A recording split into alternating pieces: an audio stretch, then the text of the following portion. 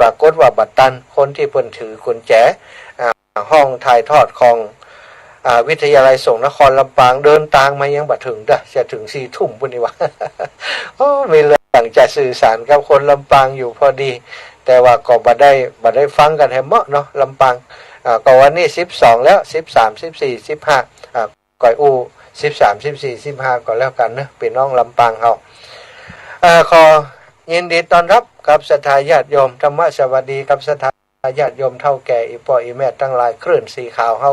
ทุกผู้ทุกท่านทุกผู้ทุกคนนะกับกระวะไวสาครูบาอาจารย์นอบน้อมครูบาอาจารย์ด้วยความเคารพทุกรูปทุกองค์ที่เข้ามาฟังรายการโดยศรัทธาญาติโยมในช่วงหัวค่ำยามแลงนี้ขอบคุณทางสถานีทุกสถานีที่เอื้อเฟื้อเผื่อแผ่คนทั้งหลายได้ให้ครู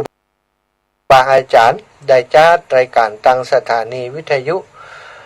เครือข่ายคลื่นสีขาวรับสัญญาณไปทางเชียงใหม่ไปทางเชียงใหม่ทางเชียงรายเนาะทางลำปางหลายที่หลายแห่งที่เปิดรับสัญญาณไปประมาณ10 กว่าสถานีในช่วงเวลานี้ก็ขอขอบคุณปอเลี้ยงเอียงคำเจ้าหน้าที่สถานีผู้จัดการ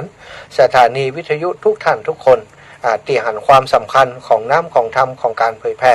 พระธรรมคำสั่งสอนของพระพุทธเจ้าเผยแพร่บอกข่าวกล่าวบุญ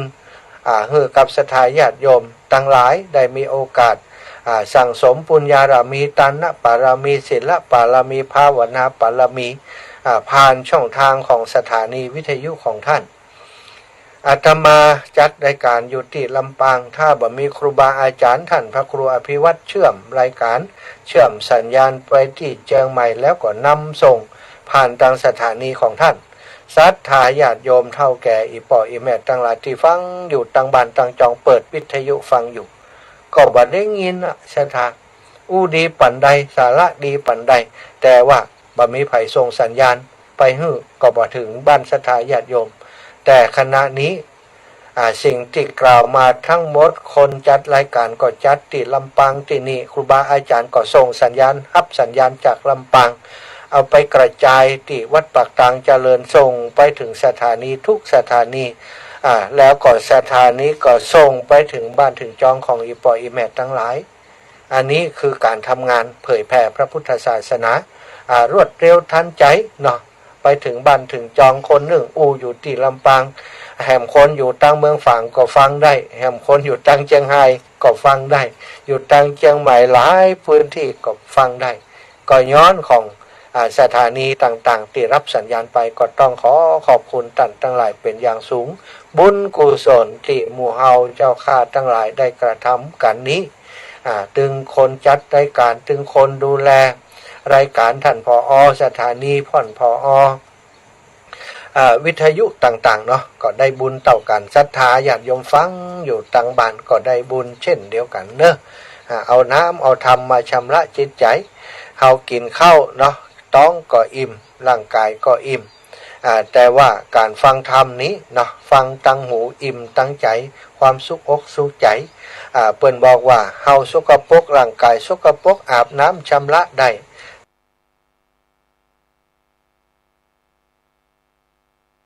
แต่ถ้าจิตใจเฮาบ่สบายทุกอกทุกใจมีมลทินมัวหมองแปดเปื้อนในจิตในใจเอาน้ำเต่าใดก็ตามฉะนั้นชำระนี้ใดอย่างใดก็ตามไปชำระข้าสีหัวใจที่มวลหมองเศร้าโศกที่ทุกโศกอยู่นั้นบ่ได้สถายพ่อเอแม่มีแต่น้ำธรรมคำสั่งสอนขององค์ชินวรสัมมาสัมพุทธเจ้าเท่านั้นถึงจะชำระจิตชำระใจของเฮาได้กลอุบายวิธีการในการชำระจิตชำระใจของเฮามีหลายอย่างหลายประการเนาะเริ่มต้นจากการรักษาศีลเริ่มต้นจากการรักษาศีลการหื้อทานการฟังธรรม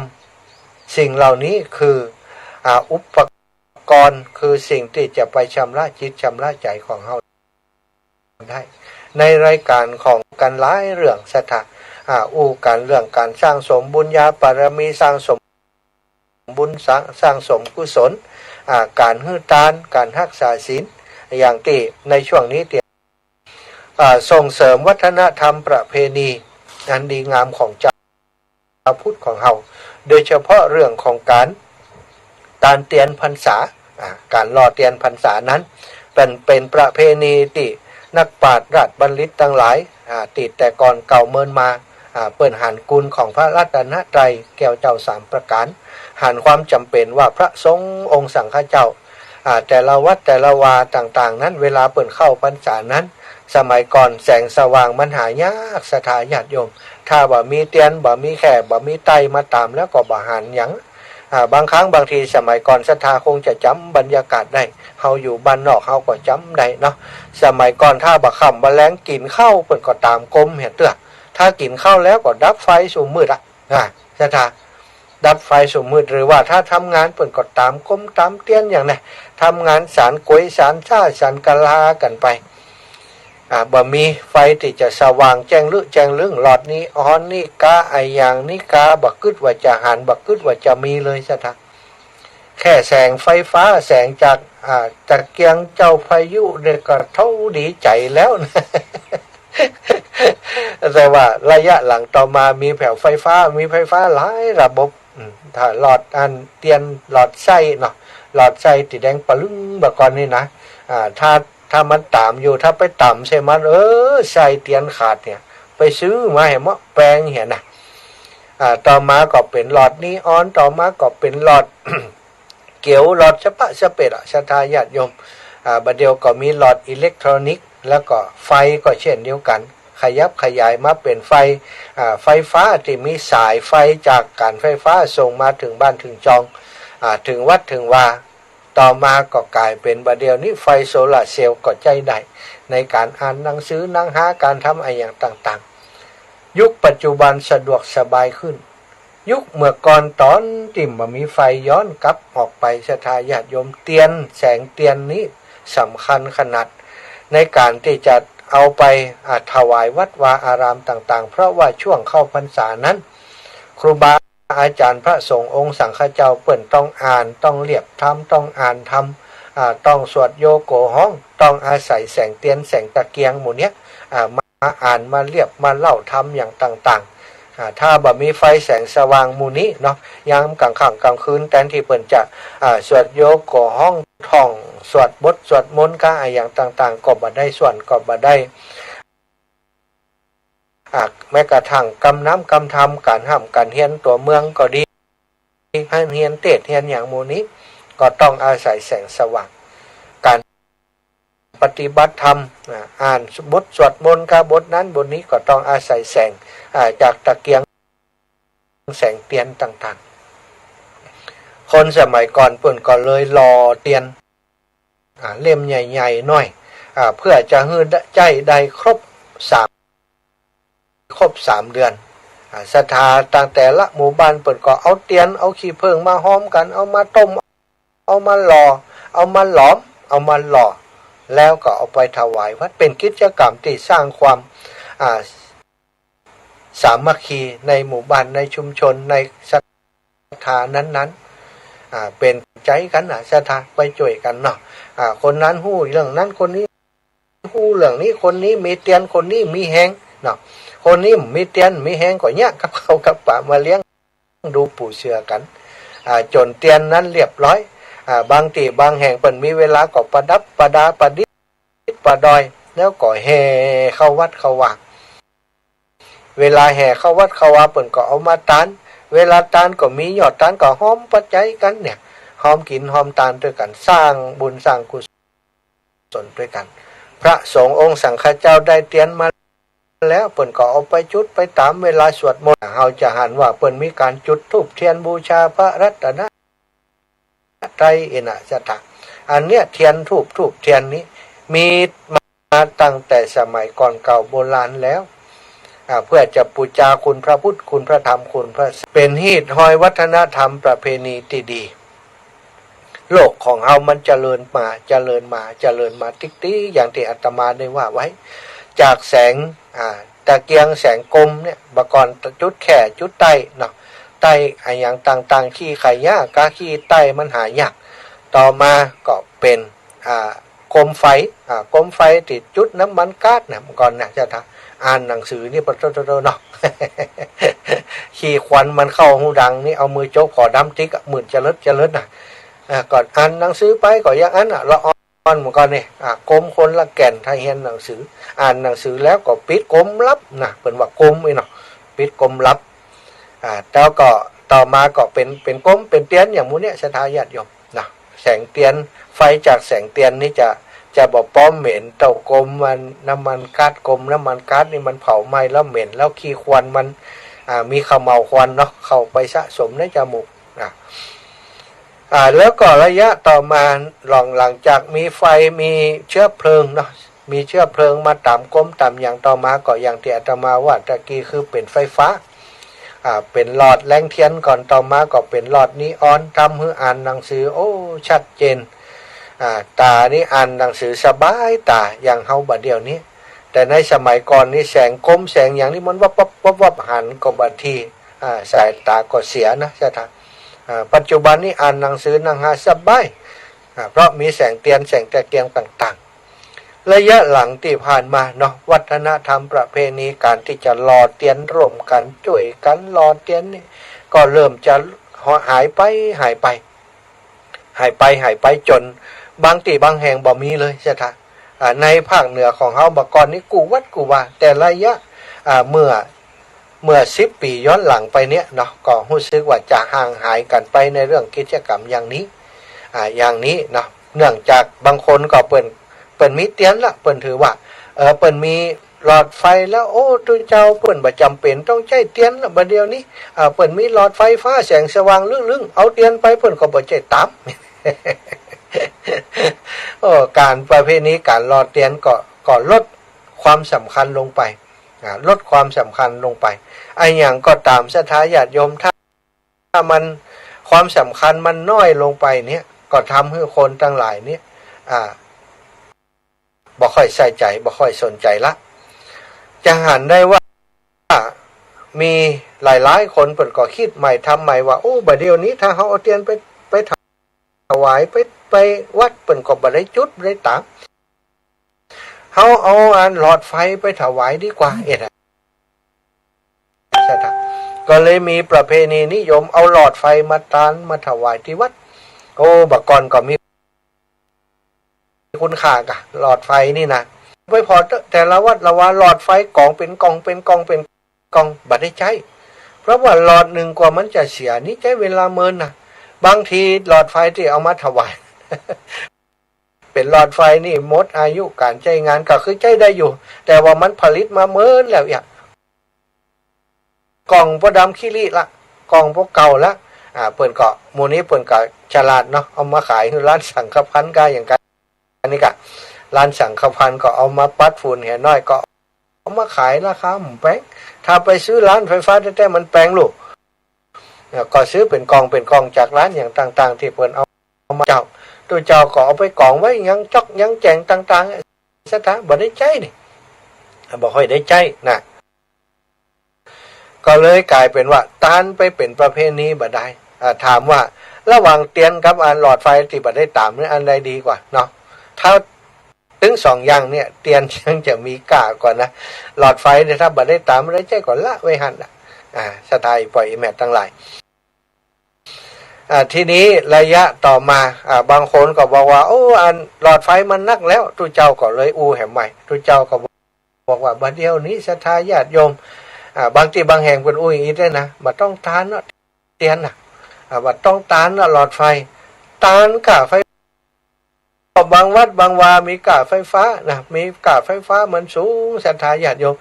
ศรัทธาญาติโยมตานกะไฟฟ้าไปก็เหมือนกับตานเตียนนั่นเนาะมันไปเป็นแสงสว่างตานหลอดไฟไปแล้วบ่ได้ใจมันก็เสียประโยชน์ได้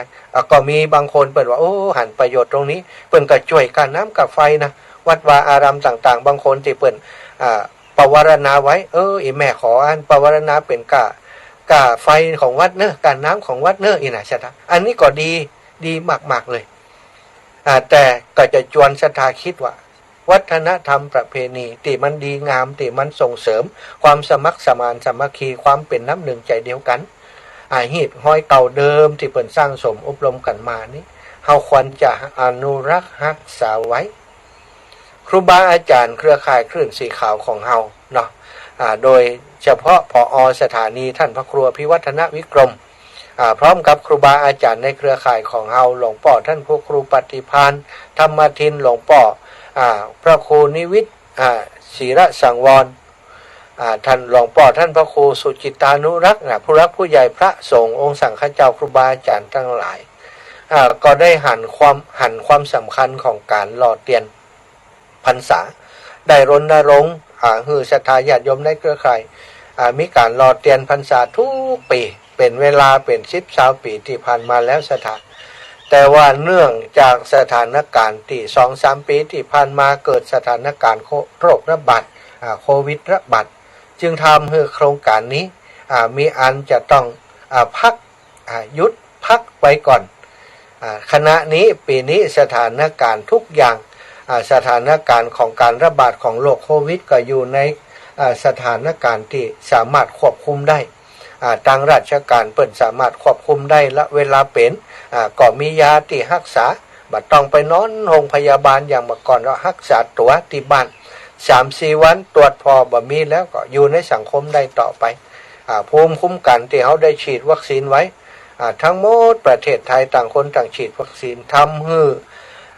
โรคนี้เนาะถูกสกัดถูกยับยั้งความรุนแรงลงไปก็คือการควบคุมได้พอควบคุมได้ต่างการก็เปิดประเทศเปิดอย่างมาเป็นเวลาเมื่อนานแล้วเนาะระยะช่วงตั้งแต่ต้นปีที่ผ่านมาเขาก็ได้เปิดกับผ่อนปลนมาตรการต่างๆเนาะผ่อนปลนมาตรการต่างๆลงไปอันก็ทำให้เขาสามารถทำกิจกรรมอย่างได้เนาะทำกิจกรรมอย่างได้ตามปกติศรัทธาอีปออีแม่ทั้งหลายครูบาอาจารย์ก็เลยเริ่มทำกิจกรรมการหล่อเทียนใหม่สำหรับปีนี้จากที่เขาบ่ได้ทำกันมาเป็นเวลา 3-4 ปีปีนี้พอเปิดโอกาสให้มีการหล่อเทียนศรัทธาการตอบรับจากศรัทธาญาติโยมก็ดีจากครูบาอาจารย์ก็ดีคึกคักนะคึกคักนักหนาป้าตั้งแต่เริ่มประกาศออกอากาศในรายการคลื่นสีขาวของเฮามาตั้งแต่ต้นเดือนมิถุนามาเนาะตั้งแต่ต้นเดือนมิถุนาก็กระจายกันมาเรื่อยๆครูบาอาจารย์รูปนั้นรูปนี้เวลาออกอากาศก็เรื่องการหล่อเทียนพรรษาอาตมาภาพเองเข้ารายการทุกวันก็เรื่องนี้หล่อเทียนพรรษามีเวลาสัก5 นาที 10 นาทีก็เรื่องนี้ให้เปิดฟังจากคนนั้นหน่อยคนนี้หน่อยนะถึงอานิสงส์ถึงความสำคัญถึงที่มาที่ไปของความจำเป็นในการอนุรักษ์รักษาหีดหอย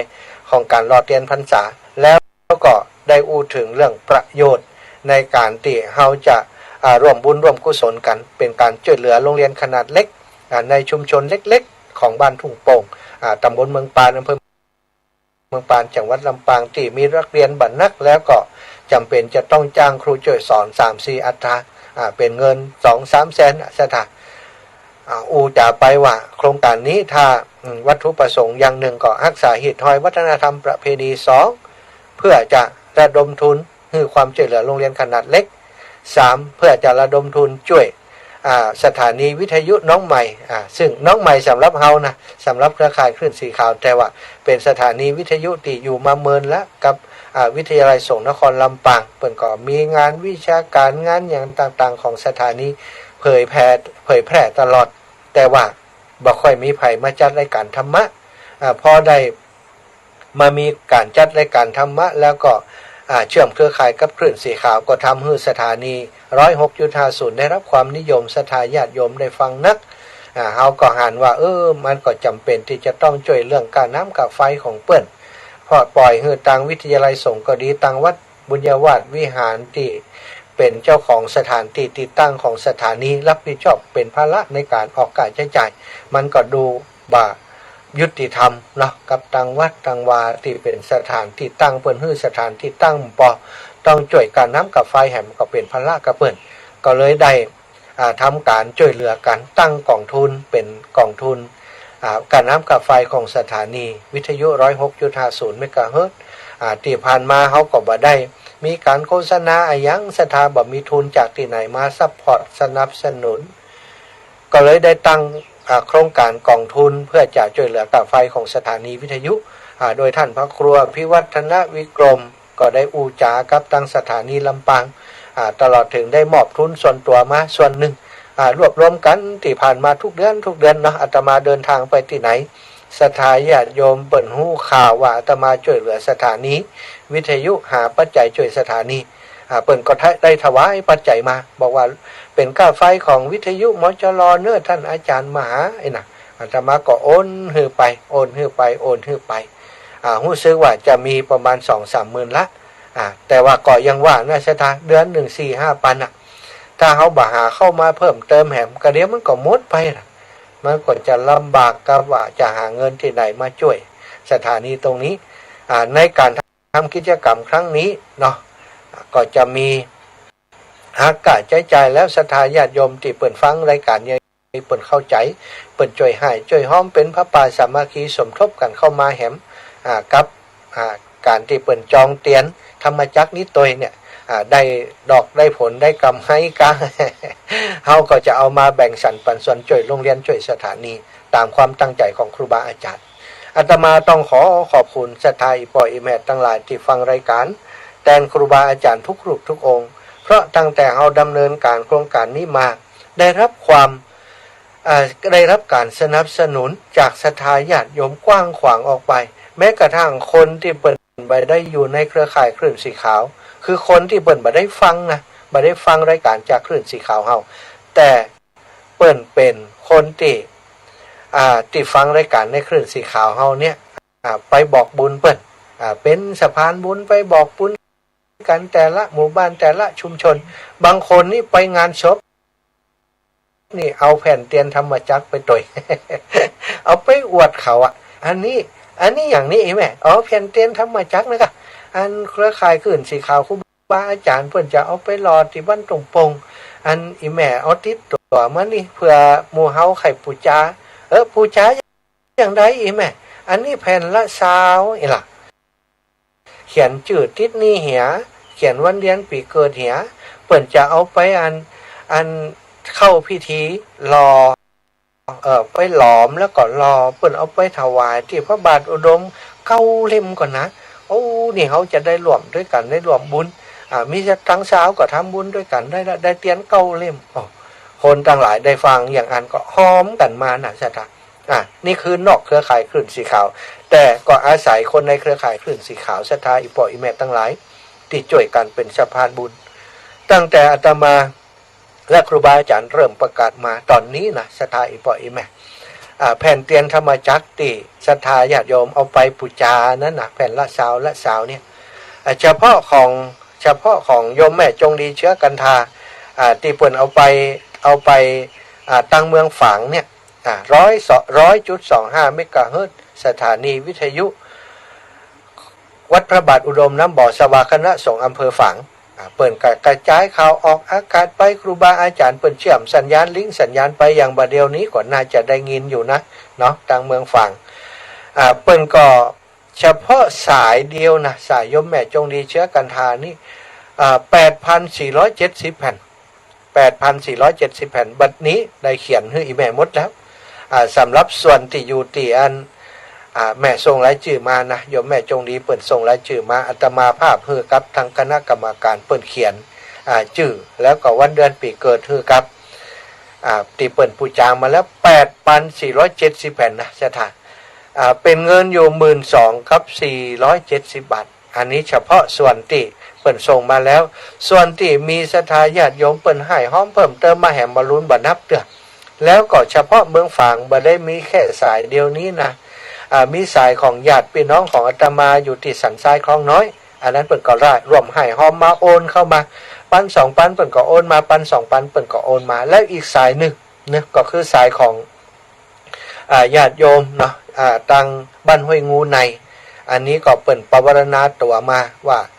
จะร่วมบุญกับพระป่าของโรงเรียนตัวเนื้ออีกนะตังคณะของเปิดร่วมบุญพระป่าโรงเรียน จำนวน10,000 บาทนะรวมบุญผ้าป่ากับโรงเรียนมารวมบุญอย่างอื่นแฮมนะเป็นเจ้าภาพเตียนเป็นเจ้าภาพอย่างแฮมเฉพาะเมืองฝางเนี่ยสถาอาตมาคำนวณพอแล้วบัตรต่ำกว่า 3-4 หมื่นที่เปิ่นระดมความช่วยเหลือมาหล่อเตียนพรรษาในปีนี้ซึ่งเตียนพรรษาในปีนี้ติดรอวันที่15นั้นจะนำไปถวายที่อำเภอฝางตีแรกก็จะมีส่วนหนึ่งไปถวายที่วัดห้วยงูใน1 เล่มแล้วก็ไปถวายที่วัดพระบาทอุดมน้ำบ่อสวา9 เล่มสถานเอาไปถวายให้ครูบาอาจารย์ในพื้นที่อำเภอฝางสถานีวิทยุ 100.25 เมกะเฮิรตซ์ซึ่งมีศูนย์บัญชาการศูนย์ทำงานที่วัดพระบาทอุดมน้ำบ่อสวา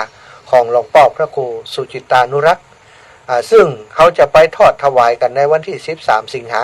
เข้าพรรษาแล้วประมาณสักอาทิตย์หนึ่งเนี่ยจะทำก็ไปทอดถวายที่หั่นศรัทธาอีปออีแม่ทั้งหลายเตรียมตัวเตรียมใจไว้ไปแอวเมืองฝั่งด้วยกันไปตานพระป่าไปดูวิหารพระเจ้าหลักแข่งที่ถูกไฟไหม้ว่าเปิดบูรณะปฏิสังขรณ์ถึงไหนแล้วเขาก็จะได้ไปร่วมบุญกับหลวงปู่พระครูสุจิตานุรักษ์ตัวนะนั้นวันที่13บุญนะแต่รอนี้วันที่15ที่พี่น้องต่างเมืองฝั่งนี่มีรถมาหลายคันอยู่เนอะสถานบ้านห้วยงูใน2 กันแล้วก็ของ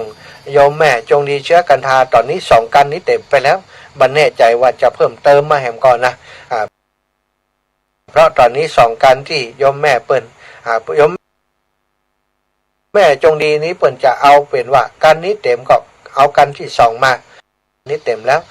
รถส่วนตัวอีกต่างหากนะของตั้งเมืองฝั่งก็บางพ่องก็เอารถส่วนตัวมา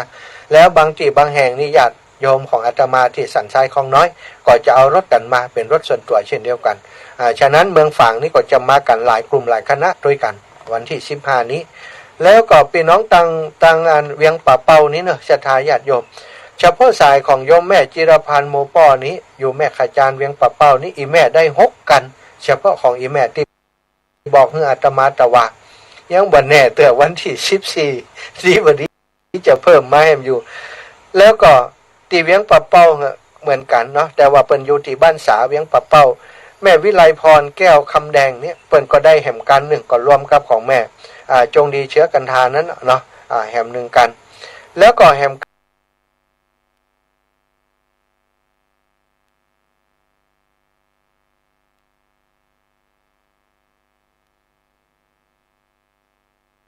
กัน1โยมแม่วิไลพรอันนี้เหมือนกันกะพิพันธ์ศรีวิริยะมาโยมแม่อายุ83 ปีแล้วศรัทธาญาติโยมเป็นแม่ครูเปิ้นก็ได้1 กันมาพร้อมลูกพร้อมหลานเปิ้นรถตู้แม่กาบแก้วสีอินแก้วแหม1 กันแม่กาบแก้วสีอินแก้ววัดบ้านหัว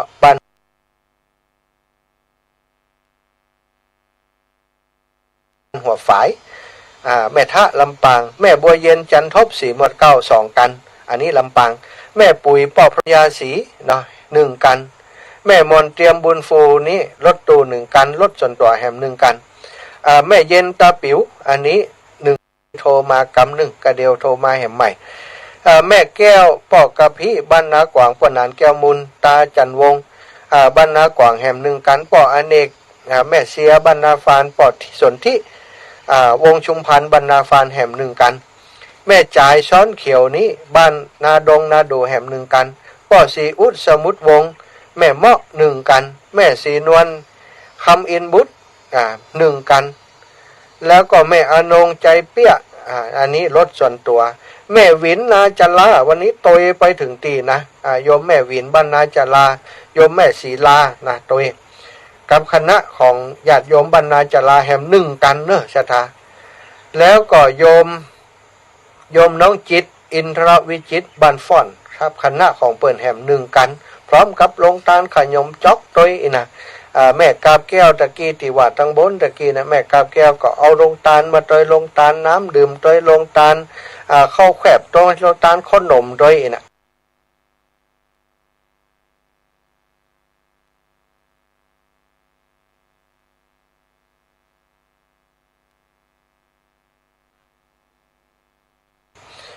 แล้วแม่จันฟองบ้านปงดอนแม่จันฟอนบ้านปนดอนแม่ตา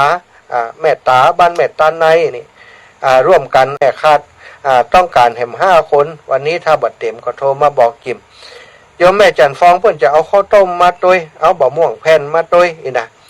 แล้วก็โยมแม่บุญปันตาเหียงเนี่ยห้วยงูในเนี่ย2 กันเนาะปานิดปานายอันนี้อันหลวงปู่บอกมาตะวาเนาะปานิดปานายผู้ประเสริฐโยมแม่นิดแม่นายผู้ประเสริฐนี้ตะวาเปิดฝากหลวงปู่หอมหลวงปู่ก็โอนมาแล้วเนอะหลวงปู่โอนมาแล้วเนอะแม่นิดแม่นายปานิดปานายเนาะแล้วคณะแม่จันตาเชื้อเมืองพานเนาะชุมชนบ้านเก่าตำบลพานอำเภอพานจังหวัดเชียงรายอันนี้ก็ร่วมบุญมาโดยแล้วก็วัดเหล่ามณฑาทิพย์เนาะอันนี้ต่างสายอันท่านอาจารย์พระครูอภิวัตรเดี๋ยวอาตมาจะสรุปของสายท่านอาจารย์พระครูกันแล้วกันแล้วที่ลำปางมีแห่มสายหนึ่งก็คือแม่บัวเรียวชัยอุดเนี่ยหนึ่งคันรถเนาะแม่บัวเรียวชัยอุดบันปงใต้แม่บัวลอยสายเขียวแห่ม1 กันแม่อัมพรปันทรถแห่ม1 กันบ้านนาน้ำมันสันเมืองยาวห้างชัดอันนี้มารถส่วนตัวแห่ม1 กันป่อบุญธรรมบ้านหัวเวียงแม่พรนะ2 กันนะโอ้ยอมแม่พังเตื้ออ่านบ่จบเตื้อ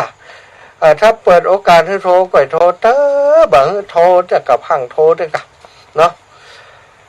บ้านน้ำเพื่อพระนะบ้านแม่สายทองแล้วก็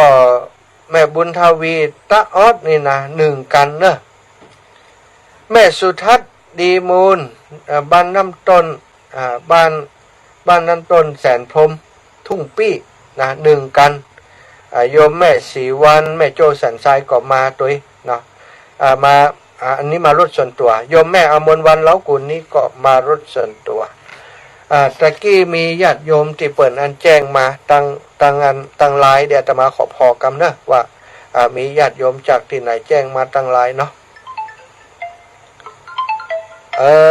อีแม่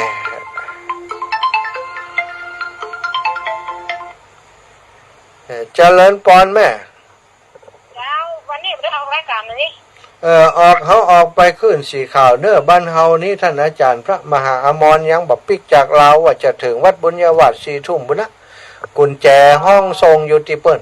ไฟดับมีไฟเปิดหันหน้าวันคำอันวันผูกไม้มันจับดีอย่า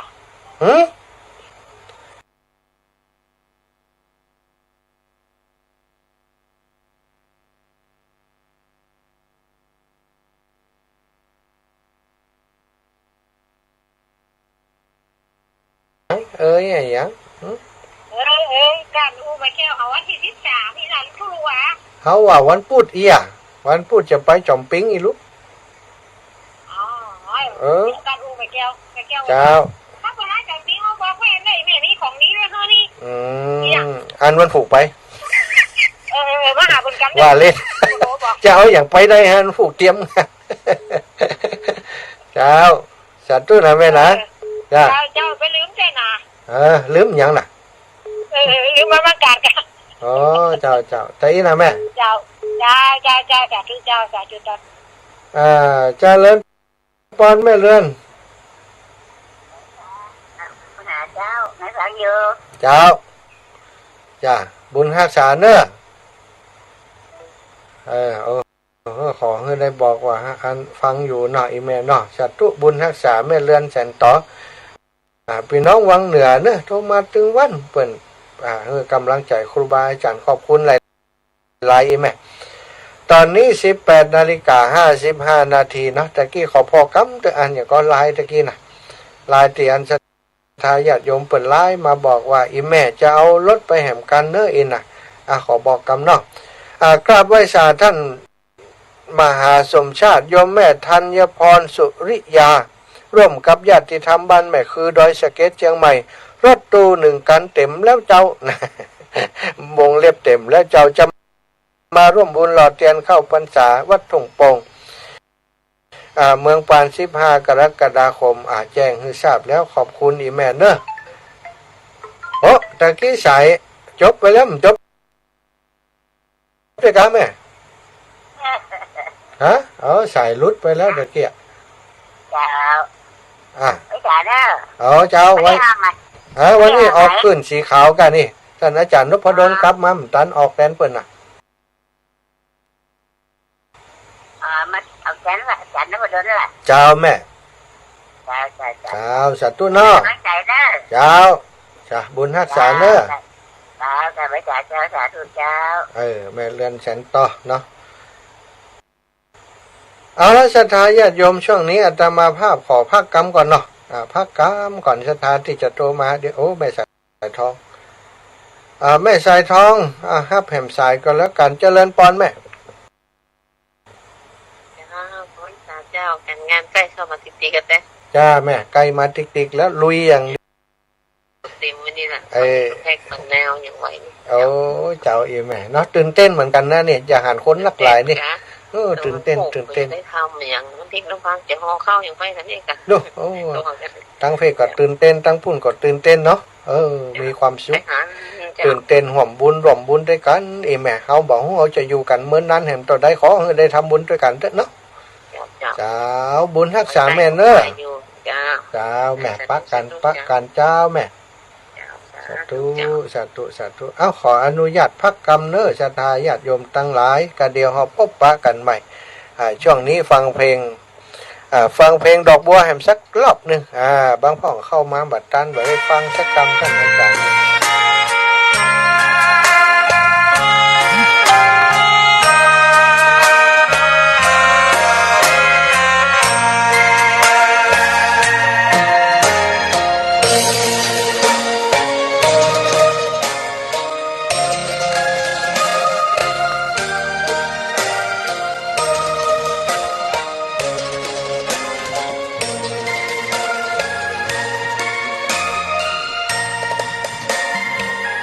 ดอกบัวดอกหนึ่งตึงใจไว้เพื่อบูชาแด่องค์พระศาสดาสัมมาสัมพุทธเจ้ามีความงามยิ่งไม่เปรียบเทียบเขาเทียบเราใครมองไม่งามช่างเขาแต่เจ้าก็คือดอกบัวด้วยความสัตย์ซื่อยึดถือความดีเป็นหลักใครรักไม่รักก็ไม่จมปลักมองมัวเมื่อโผล่พ้นน้ำก็เห็นความงามในตัวไม่ยึดติดในตมชั่วขอเป็นดอกบัวดอกดีใครไม่มองว่าบั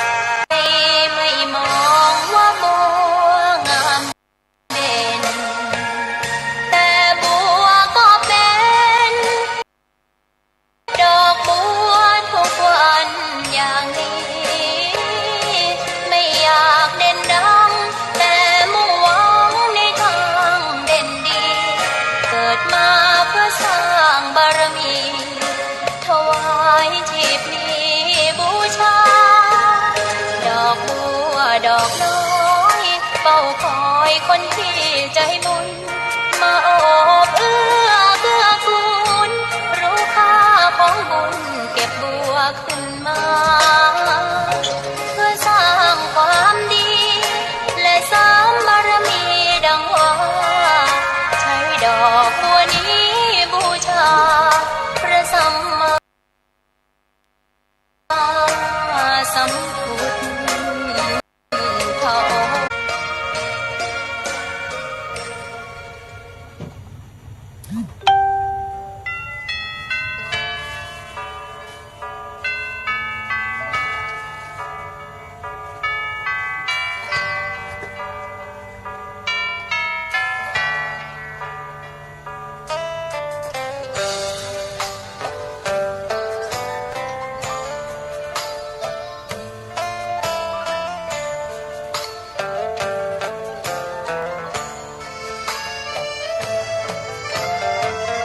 เชิญชวนทุกท่านเข้าวัดเข้าวา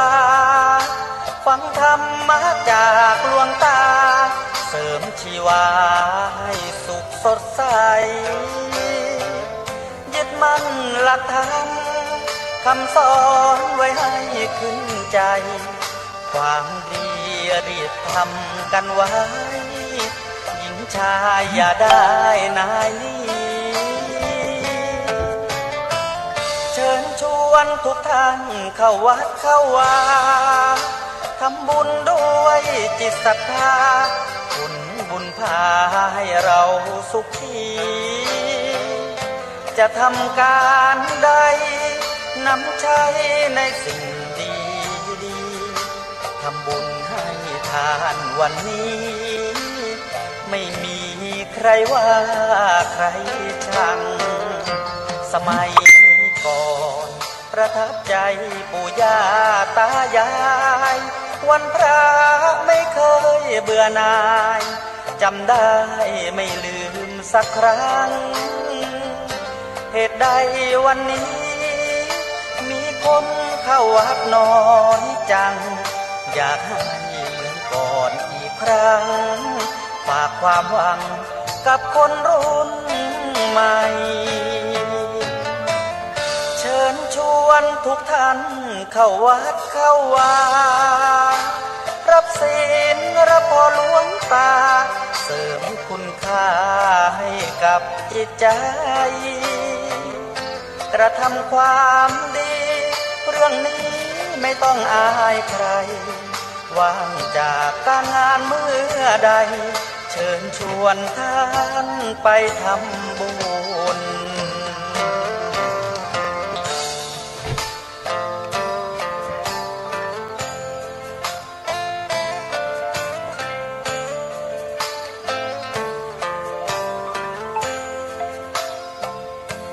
เจ้าแม่เจ้าโอ้สุมา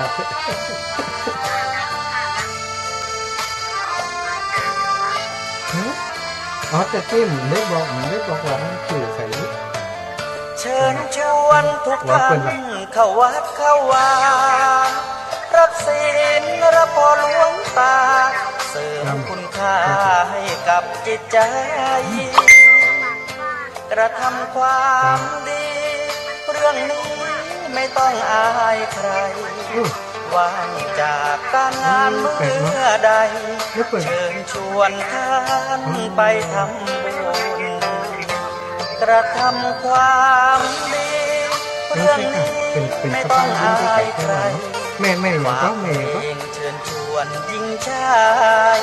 อย่าอายเรื่องการทำบุญสูงเงี้ยกุ้นนะเพื่อนถ้าจะฟังจากครูบาอาจารย์เนาะที่ว่าร้านนานาพันธ์อีเนาะเพื่อนเลยเอาไปฟังเนาะเอ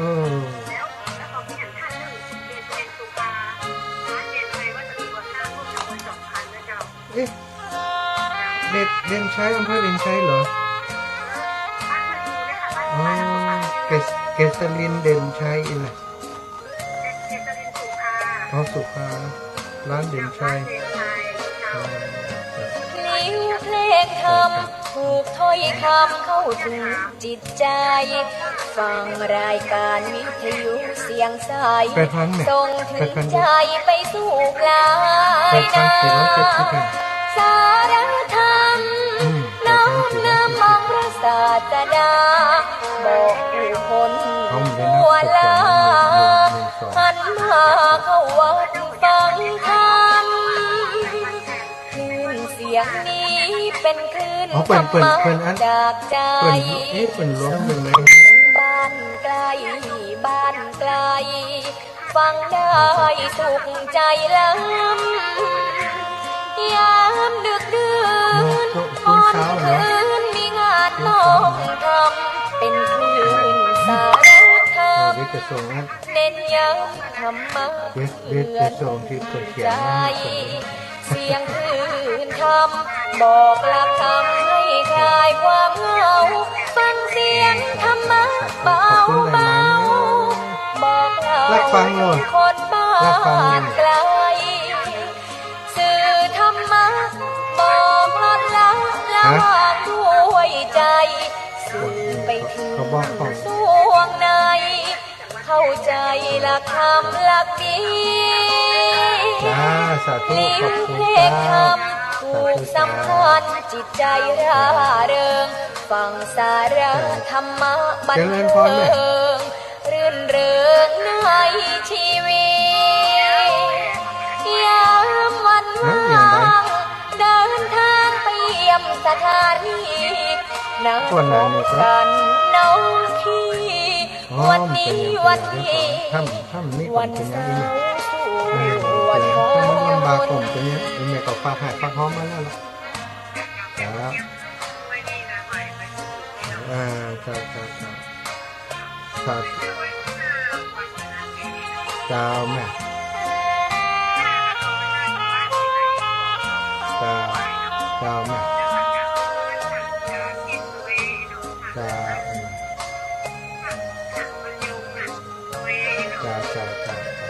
เสียงคลื่นธรรมบอกหลักธรรมให้คลายความเหงาฟังเสียงธรรมะเบาเบา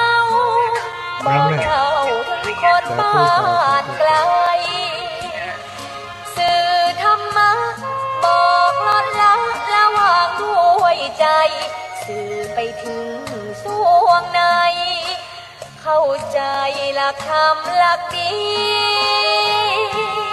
ลิ้วเพลงธรรมถูกสัมพันธ์จิตใจร่าเริงฟังสาระธรรมะบันเทิงรื่นเริงในชีวิตยามวันว่างเดินทางไปเยี่ยมสถานีนัดพบกันน้องที่วันนี้วันนี้วันเสาร์สวดมนต์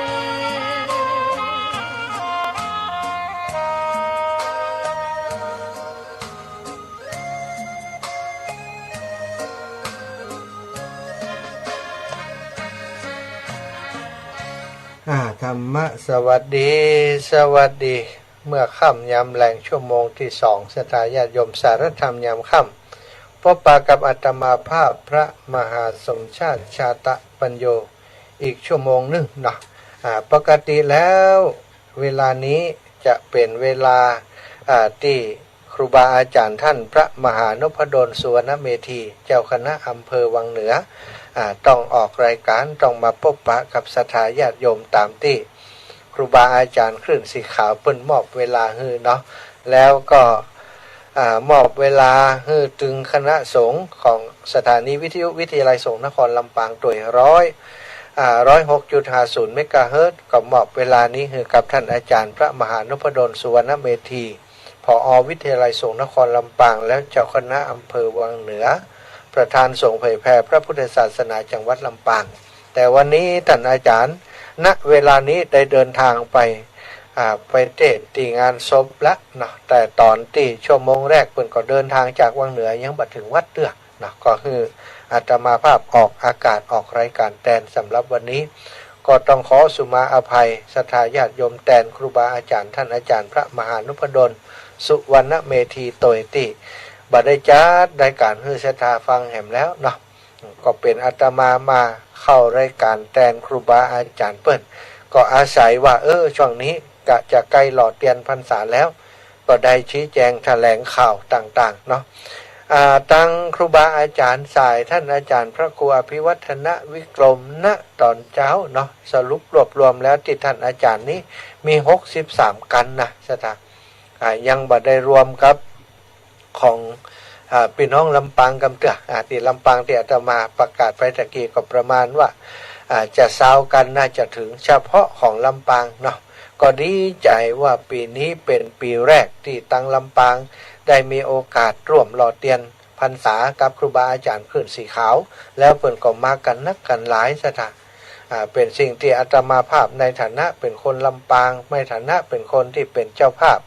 อูเอิญเจิญจวนพี่น้องลำปางได้หันความสำคัญของกิจกรรมนี้แล้วจะได้มาร่วมกันนักกันหลายอีกอย่างหนึ่งก็คือเปิ่นจะได้มาช่วยสถานีวิทยุของคนลำปางเฮาที่พี่น้องลำปางเปิ่นฟังอยู่เปิ่นเข้าใจมีมติเป็นเอกฉันท์กันสถานที่เปิ่นมาใดก็ป้ากันมาแต่ละหมู่บ้านแต่ละชุมชนต่างๆอาตมาก็ถือว่าที่ผ่านมาอาตมาได้ลงพื้นที่ไปเยี่ยมไปแอวไปพบไปปะกับศรัทธาญาติโยมตังลำปางเปิ้นไปไปจ๋าฝากความระลึกถึงครูบาอาจารย์ที่เปิ้นบ่ได้มาหานั้นก็บอกว่าโอ้เปิ้นก็ใครมาแอวฮือศรัทธาญาติโยมตังลำปางหันแต่ว่างานการของเปิ้นก็นักไว้เป็นโอกาสที่มีกิจกรรมอะไรอย่างก่อนเนาะเฮาก็ไปพบไปปะกันในกิจกรรมต่างๆที่ตังครูบาอาจารย์จะมาจัดที่ลำปางพอมีกิจกรรมหล่อเทียนในครั้งนี้พี่น้องตังลำปางของเฮาเนาะก็บ่ได้ละเลยเรื่องนี้เปิ้นตั้งใจจะมาพบปะกับครูบาอาจารย์จะมาให้กำลังใจครูบาอาจารย์จะมาร่วมบุญกับครูบาอาจารย์ประมาณ20รถตู้สถานรถส่วนตัวนี้บ่นับกันละเพราะรถส่วนตัวบางเตื้อก็ 2-3 คน 4-5 คนแต่ถ้ารถตู้นี่คือนับจำนวนได้ประมาณ12-13 คนก็ประมาณ20กว่าตู้ จึงเป็นความภาคภูมิใจนะของอาตมาภาพ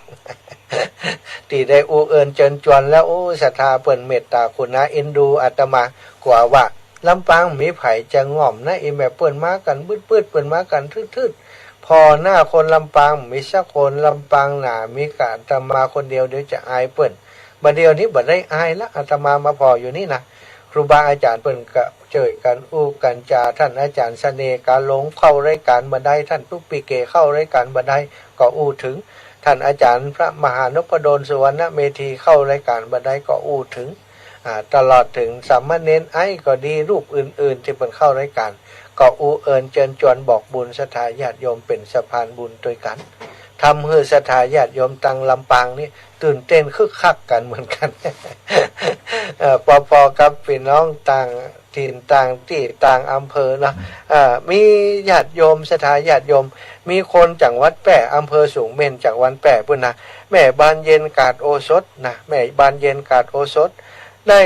คนเมืองแปะได้เอาปัจจัยไปฝากไว้ที่อันร้านนานาพันธ์วะร้านนานาพันธ์อยู่เมืองฝางพุ่นนะสงสัยเปิ้นจะฟังจากตั้งสถานีแล้วก็พอดีเปิ้นไปตั้งเมืองฝางนะหรือว่าช่วงนี้ไปพักอยู่เมืองฝางก็บอกหู้นะโยมแม่เปิ้นได้เอาปัจจัยไปฝากไว้ที่ร้านนานาพันธ์เปิ้นเองก็บ่ได้รู้จักกับเจ้าของร้านแต่ได้ยินประกาศว่าถ้าตั้งเมืองฝางนะนอกจากสายของตั้งหลวงพ่อพระครูสุจิตานุรักษ์แล้วหลวงโยมแม่จงดีแล้วก็ไปฝากที่ร้านนานาพันธ์ก็ได้บ้านห้วยงูในก็ได้ซึ่งจะมีศรัทธาญาติโยมมาโยมแม่บรรเย็นกาดโอสถก็เลยเอาไปฝากไว้ถ้าโยมแม่ฟังรายการอยู่ในขณะนี้เนอะอาตมาภาพขอเป็นตัวแทนของครูบาอาจารย์ท่านพระครูอภิวัฒนวิกรมและครูบาอาจารย์ทุกรูปทุกองค์ขอบพระคุณอนุโมทนาบุญให้โยมแม่บานเย็นกาดโอสถเป็นอย่างสูงพี่น้องเมืองแปะเอาเนาะได้ร่วมบุญร่วมกุศลด้วยกันแล้วก็อีกท่านหนึ่งคุณโยมเกษรินสุภาเป็นเจ้าของร้านเด่นชัยอำเภอฝางอันนี้เปิ่นก็ร่วมบุญผ่านมาทางร้านนานาพันธ์เหมือนกันก็ขอขอบคุณให้ท่านเป็นอย่างสูงเนอะร่วมโดยช่วยกันคนละนิดละหน่อยเนาะคนละ10คนละ20ก็เป็นร้อยเป็นพันไปก็จะเป็นทุนให้กับละอ่อนที่เรียนอยู่โรงเรียนขนาดเล็กแล้วก็จะเป็นทุนไปช่วยเหลือกับสถานีวิทยุวิทยาลัยสงฆ์นครลำปางตุยศรัทธาอีป่ออีแม่มา วันงานเนอะขออนุญาตบอกกับสถาอีปออีแม่ทั้งหลายเรื่องหนึ่งซึ่งเป็นเรื่องสำคัญมากบางท่านบางคนบัดได้จองแผ่นเตียนไว้ก่อนเปิ้นถามอาตมาว่าท่านอาจารย์อีแม่จะได้ก็จ๊ะอันมีก็จ๊ะเตียนที่ว่าเนี่ยแผ่นเตียนทำมาจากนั้นมีปอก่ออีนะอาตมาขอแจ้งให้สถาอีปออีแม่ว่ารับรองบ่ให้ได้ขาดสักคนก็แล้วกันเหลือบ่เป็นหยังขอให้มันเหลือดีกว่ามันปอคนอาตมาสั่งทำมาไว้ให้กับอีปออีแม่เพียงพอเนอะบ่ต้องห่วงแต่สิ่งที่เป็นห่วงก็คือว่าตอนสถาอีปออีแม่มานั่นน่ะอาจจะบางพ่องบางคนว่าจะหอมให้ลูกให้หลานตัวอยากมาบอกเขาในงานนั่นอันอีแม่ชื่อยังอันอีแม่ชื่ออันนี้บางเตือเสียงมันกวนกันโคชกก็ประกาศเรื่องนั้นเรื่องนี้น่ะคนที่อันฮือฮากันก็คือหมู่เฮาที่จะไปบอกคือเปิดเขียนนะอันอีแม่ชื่อนี้เนี่ยฟังก็บางทีบ่ชัดน่ะมันลำบากแล้วก็บางคนนี่จำชื่อลูกชื่อหลานบ่ได้ก็ไปยืนเคยอยู่หั่นอันลูกอีแม่ต้อยหลานอีแม่ต้อยถามเพิ่นเกิดวันหยังบ่ฮู้นะอย่างมันก็ยุ่งวุ่นวายฉะนั้นเนี่ยขออันเฮอีปออีแม่ที่ฟังรายการอยู่ตรงนี้เนี่ยบอกกันต่อๆไปจิบถ้าภายที่บ่ได้จองกำเตือบ่ได้เขียนแผ่นเตียนกำเตือเขียนเป็นแผ่นกระดาษฮือลูกฮือหลานเขียนใส่กระดาษมาอีแม่จะหอมกี่คนเขียนใส่กระดาษท่านเอาสตังค์หนีบไว้เหียเนี่ยบัตรหนีบก็ได้แต่ขอให้เขียนใส่แผ่นกระดาษไว้ก่อนอีปล่อยอีแม่จะหอมตัวใดก็แล้วแต่เนาะเอาสตังค์ไปเสียบต้นเหียแล้วก็มาบอกรายชื่อให้ละอ่อนเขาเขียนใส่แผ่นเตียนเอากระดาษที่เขาเขียนมาแล้วส่งไปให้เขามันต้องได้ถามกันนะแล้วก็มันก็มีชื่ออยู่หันชัดเจนตัวแล้วก็มีวันเดือนปีเกิดตัวเรียบร้อยเขาเอาส่งให้เขาก็เขียนให้เขาก็ยิบไปจอมไว้ในจุดนี้เปิ่นอันเอาไปใส่เอาให้ครูบาอาจารย์เปิ่นปั่นปอนเนี่ยสถาเขาทำแบบนั้นเอาบัดต้องมามึงมากองกันว่าไอ้เป้จะไปบอกเขาจู้งานมันเนี่ยมาตัวเป่าปลงน่ะอย่าไปเงี้ยอย่างนั้นมันจะเสียเวลาเฮาโดยเสียเวลาคนที่เปิดเขียนแล้วคนมันนักเวลาคนมันนักในเสียงคนมันอูกันเศร้ามันบ่ได้ยินไอ้ปออีแม่ทั้งหลายเนาะอาตมาก็ขอแจ้งให้กับศรัทธาญาติโยมอีปออีแม่ทั้งหลายที่ยังบ่ได้เขียนแผ่นเตียนกำเตือเขียนรายชื่อมาให้พร้อมมี5 คนก็เขียนให้ครบ5 คนมาถึงปุ๊บยื่นไปเลยเฮาอาตมาจะจัดละอ่อนให้มันเป็นหนังเขียนนั่นนะหนังเลี้ยงกันหั่นน่ะลังเลี้ยงกันเขียนให้อีปออีแม่มีแผ่นเตียนวางอยู่หั่นมีปากกาเรียบร้อยเขาก็จะเขียนให้ถ้าบ่อ่านก็ต้องเขียนเอง เฮ้อีแม่ชื่อหยังก็บอกไปละอ่อนมันบ่ได้ยินยี่ถามแฮมโฮกมันจะบ่ม่วนมันทำบุญแล้วก็จะงุดงิดใส่กันไว้เห็นน่ะละอ่อนมันก็เขียนมันเกิดรายชื่อถ้าเขาเขียนในกระดาษถ้ามันจะอ่านง่ายกว่าที่เขาบอกกันเนาะก็ทำความเข้าใจว่าเขียนชื่อดีชื่อของตัวเก่าเขาเขียนชื่อเขียนนามสกุลให้ชัดเจนแล้วก็เขียนวันเกิดเดือนเกิดปีเกิดเรียบร้อยเอาหมออ่านกับพอละชื่อนามสกุลวันเดือนปีเกิดวันเดือนปีเกิดเห็นกับพอบ่ต้องปีสีใสสง่าเม็ดอย่างก็ได้เนาะน้ำอย่างต่างๆก็ต้องว่าก็ได้เพราะพศเกิดมันบอกแล้วว่าเขาเกิดพศอย่างเนี่ยก็ขอความเมตตาจากศรัทธาอีปออีแม่ช่วยกันช่วยกันเขียนชื่อเขียนชื่อเสียงเลี้ยงน้ำของท่านวันเดือนปีเกิดของท่านติดตัวมาโดยมาถึงปุ๊บก็เอาไปส่งให้กรรมการเพื่อนเขียนอันนี้สบายใจเลยสะดวกรวดเร็วมันต้องไปยืนหือหากันหั่นตึงเปิ่นตึงตัวมันก็บ่สะดวกนะคนมารอผ่องก็เข้าแถวท่าอยู่หั่นโอ้ยายนี่อย่างบันแล้วชักเตื้อ มันจะบ่ม่วนใจกันเนาะเอาเขียนมาเหียเนอะเขียนมาเหียจะได้เรียบร้อยแล้วก็อันศรัทธาพี่น้องอีปออีแม่ทั้งหลายที่เดินทางสำหรับการเดินทางนะเดินทางมาจากตั้งเชียงใหม่ตั้งลำปูนข้ามดอยขุนตาลมาแล้วเลี้ยวเข้าที่อำเภอห้างชัดเนอะเลี้ยวเข้าที่อำเภอห้างชัดถนนห้างชัดสายเก่าที่วิ่งเข้าลำปางนั้นมันจะใกล้ถ ถ้าอีปล่อยอีแม่ตรงเข้าในเวียงไปถนนซุปเปอร์พุ่นนะมันจะอ้อมโลกมันจะไกลเสียเวลาเสียการน้ำมันมาถึงแยกห้างชัดเปิ่นจะเขียนว่าเข้าอำเภอห้างชัดอีนะเลี้ยวเข้าหันเลยแถวนั้นจะมีหน้าปั๊มน้ำมันจุ่มกันอยู่หันนักอีปล่อยอีแม่กรณีที่ศรัทธาญาติโยมมารถส่วนตัวนะถ้ามารถตู้รถอย่างนี้เปิ่นจะหู้เส้นตังหลายคนเปิ่นก็ถามครูบาอาจารย์เรียบร้อยแล้วครูบาอาจารย์ก็บอกส่วนหนึ่งแต่สำหรับคนที่บ่หู้เส้นทางแท้ๆอาตมาขอบอกว่ามาถึงห้างชัดทันแล้วคือเลี้ยวเข้าตังอำเภอห้างชัดทันเลยถนนสายนั้นมันจะตัดไปถึงงานแยกที่เข้าสู่อำเภอเมืองปานถ้าไปนั้นมันตรงเลยสถายปล่อยแม่ทั้งหลายไปจะถึงสนามกีฬาหนองกระทิงไปเป็นห้องวัดแยกบ้านน้ำท่งแยกบ้านน้ำท่งท่านเนี่ยก่อนเลี้ยวซ้ายเลยเลี้ยวซ้ายเข้าไปตังอำเภอเมืองปานเลี้ยวซ้ายไปได้สักหน่อยก็ไปเจอปั๊มน้ำมันเข้าห้องน้ำห้องท่าที่ปั๊มน้ำมันท่านเรียบร้อยเนาะเพราะระยะทางจากปั๊มน้ำมันก็จะถึงเมืองปานมันแบบมีปั๊มน้ำมันที่สะดวกคือศรัทธาญาติโยมเข้าห้องน้ำที่อาตมาพยายามย้ำว่าแวะหันก็เข้าห้องน้ำอย่าเนื้อเองมันสะดวกคนเมืองปานคนตั้งเมืองปานตั้งบ้านอาตมาเนี่ยถ้ามาเวียงเปิดก็จะแวะปั๊มนั้นเหี่ยก่อนนะใช่ไหมถ้าจะกลับไปเมืองปานนะเข้าห้องน้ำห้องท่าเรียบร้อยก็กำนั้นก็เดินทางยาวไปถึงเมืองปานเนี่ยบางทีคนแก่ปล่อยแม่ทั้งหลายนี่มันเข้าห้องน้ำบ่อยเนาะก็ต้องดูแลตัวเองไปถึงหันก็แวะปั๊มบางคนหวังน้ำบ่อหน้าก็เดี๋ยวก็มีปั๊มอยู่กันนะจบข่าวเนอะปั๊มนี่สุดปิดยาวไปถึงเมืองปานพุ่นมันแบบมีปั๊มน้อยๆแต่มันก็บ่สะดวกในการที่จะจอดรถก็ดีจะเข้าห้องน้ำก็ดีเนี่ยแวะปั๊มปตท.ท่านั้นเข้าห้องน้ำเรียบร้อยก็ค่อยเดินทางต่อไปเดินทางต่อจากปั๊มตรงแยกน้ำท่งหันนั่นไปจนถึงอำเภอเมืองปานนี้ประมาณระยะทางประมาณ50 กิโลจุดสังเกตก็จะมีเปิดห้องว่าร้านสะดวกซื้อเซเว่นเนี่ยมันจะเป็นร้านใหญ่อยู่ตั้ง3 แยกตรงนั้นสถาไปถึง3 แยกตรงนั้นก็จะหันไปละไปวัดทุ่งโป่งตัวบะเล็กบะเล่นอยู่หันเนาะบอกลูกศรจี้ไปเข้าไปวัดทุ่งโป่งจากแยกตรงนั้นไปแห่งประมาณ5 กิโลก็จะถึงหมู่บ้านของอาตมาสถาตรงไปอย่างเดียวห้ามเลี้ยวถ้าเลี้ยวแล้วไปบ้านอย่างบอกว่า ตรงไปอย่างเดียวเนอะตรงไปจากแยกหันตรงไปแห่งประมาณ5 กิโลก็จะถึงบ้านทุ่งโป่งตำบลเมืองปานอำเภอเมืองปานจังหวัดลำปางสถายปล่อยแม่หลายคนบอกให้ลูกหลานบัดถูกนะฟังถึงวันเขาบอกให้ลูกหลานขับรถมาส่งเขาถามว่าบ้านอย่างก็กันหน้านะอีแม่จำมาได้ จำไว้เห็นเนอะวัดทุ่งโป่งตำบลเมืองปานอำเภอเมืองปานจังหวัดลำปางวัดทุ่งโป่งตำบลเมืองปานอำเภอเมืองปานจังหวัดลำปาง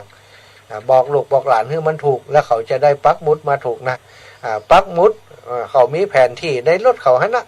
โทรศัพท์มือถือเนี่ยมันบอกได้หมดนะถ้าพิมพ์บานพิมพ์จองถูกนะมันก็จะปาไปถูกถ้าเขาพิมพ์ผิด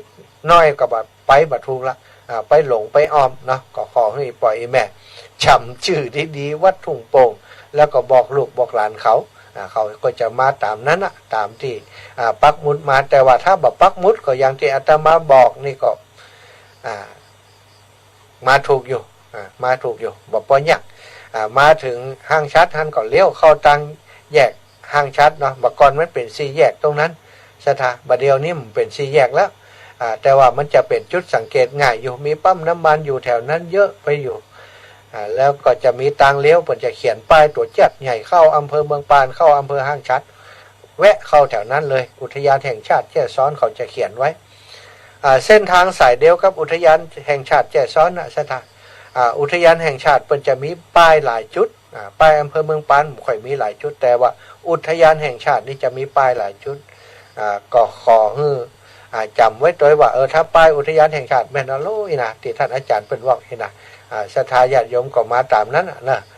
มาตามนั้นก็บ่ยากนะหาบ่ยากอำเภอเมืองปานนี่หาบ่ยากวัดของอาตมาก็ถือว่าหาบ่ยากมันเลยอำเภอมาแค่กิโลเดียวกรณีที่มาจากตังเชียงใหม่ลำพูนเนอะถ้ามาจากตัง จังหวัดเจียงไฮ้ก็ดีตั้งเมืองฝางที่มาตั้งแม่สวยนี่ก็ดีนะสถานตั้งพะเยาตั้งเจียงไฮ้ตั้งแม่ขจานเฮาเนี้ยมาตั้งอำเภอวังเหนือแล้วก็ตรงเข้ามาตั้งอำเภอแจ้ห่มแต่มาถึงก่อนจะถึงแจ้ห่มประมาณสัก15 กิโลจะมีป้ายบอกว่าไปอำเภอเมืองปานไปอุทยานแห่งชาติแจ้ซ้อนศรัทธาญาติโยมก็เลี้ยวเข้าตรงนั้นมันยังบ่ถึงอำเภอแจ้ห่มจ้ะถ้าไปถึงอำเภอแจ้ห่มศรัทธาต้องย้อนปิกมาแหมพอป้ายคือดีๆเนอะเลี้ยวเข้าที่อำเภอเมืองปานไปอำเภอเมืองปานจากตรงแยกที่อันถนนสายวังเหนือแจ้ห่มนี่อาตมาจะไปปักป้ายไว้วัดทุ่งโป่งเนี่ยตั้งแต่ปากตางขึ้นไปหือกับอีปออีแม่ได้พอหันชัดวัดทุ่งโป่งก็ตรงไปอย่างเดียวยิงยาวเข้าอำเภอเมืองปานอย่างเดียวเนอะยิงยาวก็หมายความว่าขับรถตรงไปอำเภอเมืองปานอย่างเดียวไปโดยป้ายไปโดยป้ายก็จะถึงวัดทุ่งโป่งอำเภอเมืองปานจังหวัดลำปางอันนั้นคือสายที่มาจากตังเจียงไฮ้ตังพะเยาตังเมืองฝางเนาะที่จะวิ่งมาตังเวียงป่าเป้าแม่ขจานนะสถานแล้วอีกสายหนึ่งที่เปิ่นมาตังเงาเนี่ยตังเงานี่วิ่งมาตังเงาเนาะตังเงาเฉพาะอำเภอเงาวิ่งเข้ามาในตัวเมืองลำปางก็ได้แต่ว่าก่อนที่จะถึงตัวเมืองลำปางประมาณ18 กิโลสถาน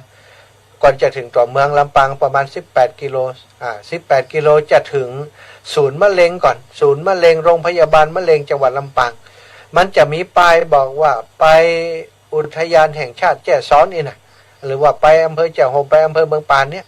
จะมีป้ายบอกป้ายยูเทิร์นเลยศูนย์มะเร็งมาปุ๊บก็สถาอีปล่อยแม่พาฟอป้ายยูเทิร์นเลยยูเทิร์นไปหน่อยก็จะเป็นปากทางเข้าไปทางเส้นทางที่จะไปสู่อำเภอแจ้ห่มและอำเภอเมืองปานถ้าท่านเลี้ยวขวาจะเข้าไปทางแจ้ห่มก็ไปได้นึงแต่ว่าหนทางเพิ่นแปลงใหม่เนาะมันจะลำบากอยู่นิดนึงแต่ก็ไปได้อยู่แต่ถ้าจะสะดวกหมายความว่าคือเลี้ยวซ้ายไปถึงแยกท่านเนี่ยแยกที่เส้นทางแจ้ห่มลำปางเนี่ยคือเลี้ยวซ้ายไปแล้วไปเข้าจุดยูเทิร์นแล้วจะเข้าที่แถวแม่สายคำเนาะถนนสายนั้นจะตัดไปอำเภอเมืองปานจากแยกที่ว่าเนี่ยไปจุดปากทางเข้านี่บักไก่แต่ว่าถ้าเปิดฮึดตัดถนนข้ามไปหลายพุ่นมันจะย้อนนะต้องไปยูเทิร์นมาก่อนถึงจะเข้าเนาะไปทางที่จะไปเมืองปานแต่ถ้ามีอย่างว่านะถ้ามีเปิดเรียกว่าโทรศัพท์รุ่นใหม่มี Google มีแมปมีแผนที่ก็บ่ยากบัดเดี๋ยวนี้คนขับรถตู้กันนี่อย่างต่างๆเปิดมีหมดเส้นทางเปิดบ่ต้องห่วงเปิดจะมีก็บ่สถาก็ไม่ต้องห่วงกลัวหลงกันแล้วกันคนขับรถตู้ก็อย่างต่างๆเนี่ยเปิ่นจะต้องเลือกไปเส้นทางที่ประหยัดน้ำมันแล้วก็ปลอดภัยสำหรับคนเดินทางผู้โดยสารของเปิ่น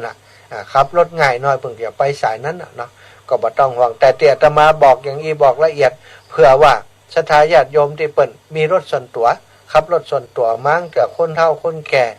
บ่มีโทรศัพท์อย่างตีว่านี่ค่ะบ่มีแผนที่บ่มีหยังอย่างอาศัยถามเขาเอาอีกก็ขอบอกตามนี้เนาะบอกคือศรัทธาญาติโยมตามนี้ใครมีอะไรยังที่อยากจะโทรมามาจ่ามาถามเนาะมาถามเส้นทางก็ดีถามเรื่องราวต่างๆก็ดีมีความข้องใจในเรื่องอะไรยังหรือว่าจะโทรมาแจ้งว่าท่านอาจารย์อีแม่ไปแหมกันนะท่านอาจารย์ยังประกาศชะกรรมรู้ไหว ก็โทรมาแจ้งได้เนอะพี่น้องตั้งเจียงใหม่พี่น้องตั้งเจียงไฮ้พี่น้องตั้งใดก็แล้วแต่ที่จะเดินทางแม้กระทั่งที่เดินทางมารถส่วนตัวก็ขอได้แจ้งให้ทราบกันอีแม่จะไปรถส่วนตัวเนอะท่านอาจารย์นี่นะจะได้ประเมินสถานที่จอดรถถ้าเรามีข้อมูลที่ชัดเจนสมมุติว่ารถตู้มา100 คันเนี่ยเขาก็จะได้คำนวณว่า100 คันจอดตรงไหนรถส่วนตัวแห่งประมาณกี่คันจอดตรงไหนเนาะนี่ก็ขอศรัทธาญาติโยมอีปอยแม่ที่ฟังอยู่เนอะที่ฟังอยู่ในคณะนี้ทุกที่ทุกแห่งทุกหนตอนนี้เปิดโอกาสให้โทรเข้ามาได้ละโทรเข้ามาบอกมากล่าวกันว่าจะมาจากตรงไหนตั้งใดถ้ามาบัตรถูกอย่างไรก็โทรมาอูกันก่อนหรือว่าจะโทรมาแจ้งว่าอีแม่ไปกี่กันก็โทรมาบอกจริงโยมแม่บัวโรยแรงจริงวังเหนือนี้เนาะจะมาสายใดจะบัตรได้จดคำเตือนนะโยมแม่บัวโรยแรงจริงอีแม่จะเอารถส่วนตัวมาก็ว่ามากับ โยมแม่จิรพันธ์ก็บ่แน่ใจเด้อถ้าอีแม่ฟังอยู่โทรมาบอกจิมเด้อแล้วก็ตังโยมคุณโยมและชมรมผู้พิการอำเภอวังเหนือก็ได้ลงให้เปิดกำจัดอันนี้ก็น่าจะมา1รถตู้แล้วก็1รถส่วนตัวจากตังอำเภอวังเหนือนะอำเภอวังเหนือจริงๆเปิ่นฟังกันนักเนอะใช่ไหมตั้งบ้านใหม่วังเหนือตั้งพุ่นใหม่เจริญวังมนเนี่ยแถวตั้งหลองข้อตรงฝูงหลองข้ออย่างนี้ก็ฟังกันหลายแต่ตีโทรมาก็มีบักกี่คนเนาะแม่เลื่อนแสนต่อนี่โทรมาประจำแล้วก็แม่น้อยเนาะแม่น้อยแม่หลายแม่เนาะที่ตั้งวังเหนือศรัทธาญาติโยมพี่น้องตั้งแม่ขจารเวียงป่าเป้าก็เหมือนกันเนอะถ้าจะโทรมาสอบถามหรือว่าจะโทรมาแจ้งว่าอีแม่ไปแหมคณะหนึ่งนะแหมกันหนึ่งนะบัดได้แจ้งกับโยมแม่จิรพันธ์กำจัดอีกก็แจ้งมาบอกจิมก็จะรวมยอดว่าวังเหนือเนี่ยถึงสายโยมแม่จิรพันธ์ที่เปิ่นเป็นพระธุระดูแลเรื่องรถคือหมู่เฮานั้นทั้งหมดทั้งมวลนี่มีกี่กันนะที่เฮาดูแลกันเองมีกี่กันแล้วก็ของหลวงปู่พระครูปฏิภาณธรรมทินท่านอาจารย์พระมหาเสาแก้วครูบาศรีมื่นอย่างมูนี้เนาะหลวงพ่อวัดห่างต่ำนี้จะมาแหมกี่กันก็จะได้เช็คยอดเนาะเพื่อการวางแผนในการจอดรถจอดราอย่างต่างๆตัวแล้วก็เพื่อจะทราบจำนวนคือมันชัดเจนเป็นการวางแผนล่วงหน้าไว้ก่อนแล้วเนื้ออาตมาเปิดสายให้แล้ว0808844173ถ้าศรัทธาญาติโยมพร้อมแล้วก็โทรมานะพร้อมแล้วก็โทรมามามาบอกกันได้พี่น้องตั้งบ้านสันดอนแก้วโลพี่น้องตั้งด่านสันดอนแก้วโลน้องสุขใจยามีแม่จินดาใจยามีน้องสุขโยธินบ้านบุญเกิดนะไหลไปตั้งใดพ่องกอตอนนี้วัดบุญญาวาสฮับสัญญาณว่าได้ไหลมาหาคลื่นสีขาวแล้วยัง ไหลไปหาคุณดารุณีแล้วยังเนาะแล้วก็ตังหลวงพ่อวันนี้ขอบคุณครับหลวงพ่อเนอะหลวงพ่อวัดวัดศรีภูมิมาเนาะครูบาอาจารย์ของอาตมาหลวงพ่อก็ได้เดินทางมามาแอวหาเนาะมาดูสถานที่ที่เตรียมจะจัดงานเนี่ยหลวงพ่อมาแล้วแต่ว่าป้ากับอาตมาชกรรมนะศรัทธาญาติโยมก็โทรแจ้งกันแล้วเนาะบอกกล่าวกันแล้วว่าหลวงพ่อมาแล้วป้าท่านมหากรรมปอกลับแล้วเนอะมีธุระนะเปิดกลับเขาไปตั้งใจโฮมก็เลยมาได้พบได้ป้ากันชกรรมก็ต้องขอบคุณหลวงพ่อเนอะหลวงพ่อท่านพระครูอุดมศิริทัศน์นะเปิดมาจากวัดศรีภูมิมาได้มาแวะมาพอสถานที่จัดงานสำหรับวันนี้เปิดเดินทางมาเรียบร้อยละเจริญปอนโยมแม่แสงล่าเจ้าฟังอยู่เลยตอนแรกมั้งน่ะได้โต้มได้แม่แสงล่านี่ได้มาก็นี่เจ้าอันพาปัจจัยกว่าเจ้าได้ไปมันมีใส่หลายแน่เจ้าเป็นยังอีแม่มีกับแม่คนเดียวได้แล้วเนาะแจ้งให้ทราบแล้วขอบคุณอีแม่แต่ว่าพาไปอันฐานมหาน่ะอาจารย์จ่าเป็นมาบ้านเป็นมาบ้านนี่พาไปเพื่อเจ้าขอบคุณอีแม่นักเนอะโทรมาแจ้งข่าวคือกันทราบเนาะโอกาสตั้งหน้าก็ได้ไปพบปะกันเนาะแม่เนาะเจ้าวันหน้าก่อนมีโอกาสก่อนเนาะเจ้าสาธุเนอะแม่เนอะจ้าบุญรักษาแม่ยายพรนี่มาเตอะเฮาว่ามาแอวเตอะกึดเตอหานะอย่างไดรับปิงนี่เสียงใจวอยอย่างไดสตังมดกับบอกยายพรสตังมดโทรมาแล้วสายรุดไปแล้วเนอะยายพรก็เรื่องของหนตังเนาะหนตังที่จะมาเนาะก็บอกชี้แจงไปแล้วถ้ามาเข้าใจตั้งไหนตรงใดก็บอกมาเลยเนอะเจริญปอนแม่บ้านใหม่วังโมนเจ้าวันเสาร์เจ้าอาจารย์เจ้าแม่เจ้าแม่ปานีค่ะเจ้ามาตัวแม่ปานีเนาะแม่ปานีนี่จะเป็นรถตู้กันหนึ่งจ้ะเนาะรถตู้นั่นเนาะถ้ารถส่วนเจ้าถ้ารถส่วนตัวคนมาได้นักเจ้าสาธุขอบคุณเนอะ จ้าแม่ขอบคุณแม่เอ้ยวังมนวังเหนือสัตว์แม่เจริญพรแม่ยายพรฝนตกฟ้าร้องเหรอวันนี้เลยจุกอืมจุกมาเลยน้อยเดียวก็ได้น้อยเลยนักนักน้อยเหมือนกันน้อยนักเหมือนกันนักฮะยังก็โอ้เจ็บแอวกับเจ็บคนเดียวกับบอกอีหยังไปห้องยายอ๋อไปห้องยายจ้าโอ้เอ้าไปย่าอย่างไงเนี่ยการนักกะ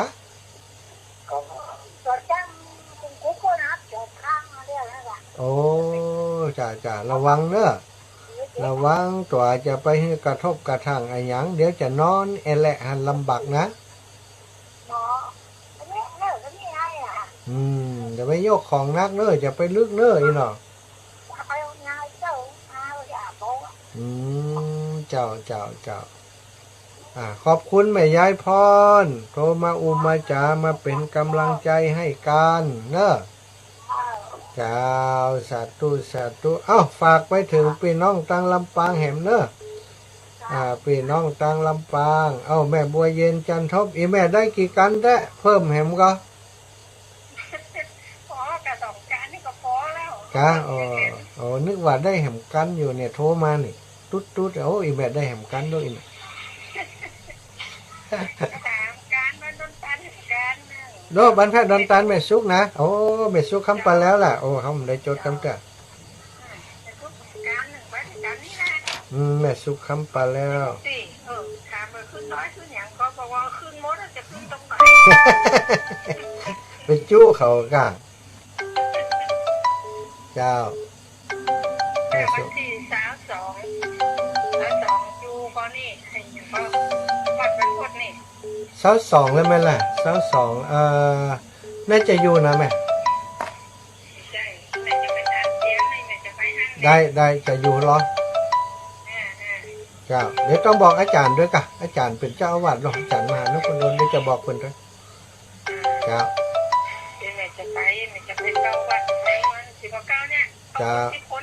เจ้าขอบคุณแม่เนอร์จะฮับสายพี่น้องสันกำแพงก่อนไหมเจ้าสาธุขอบคุณแม่บัวเย็นจันทบ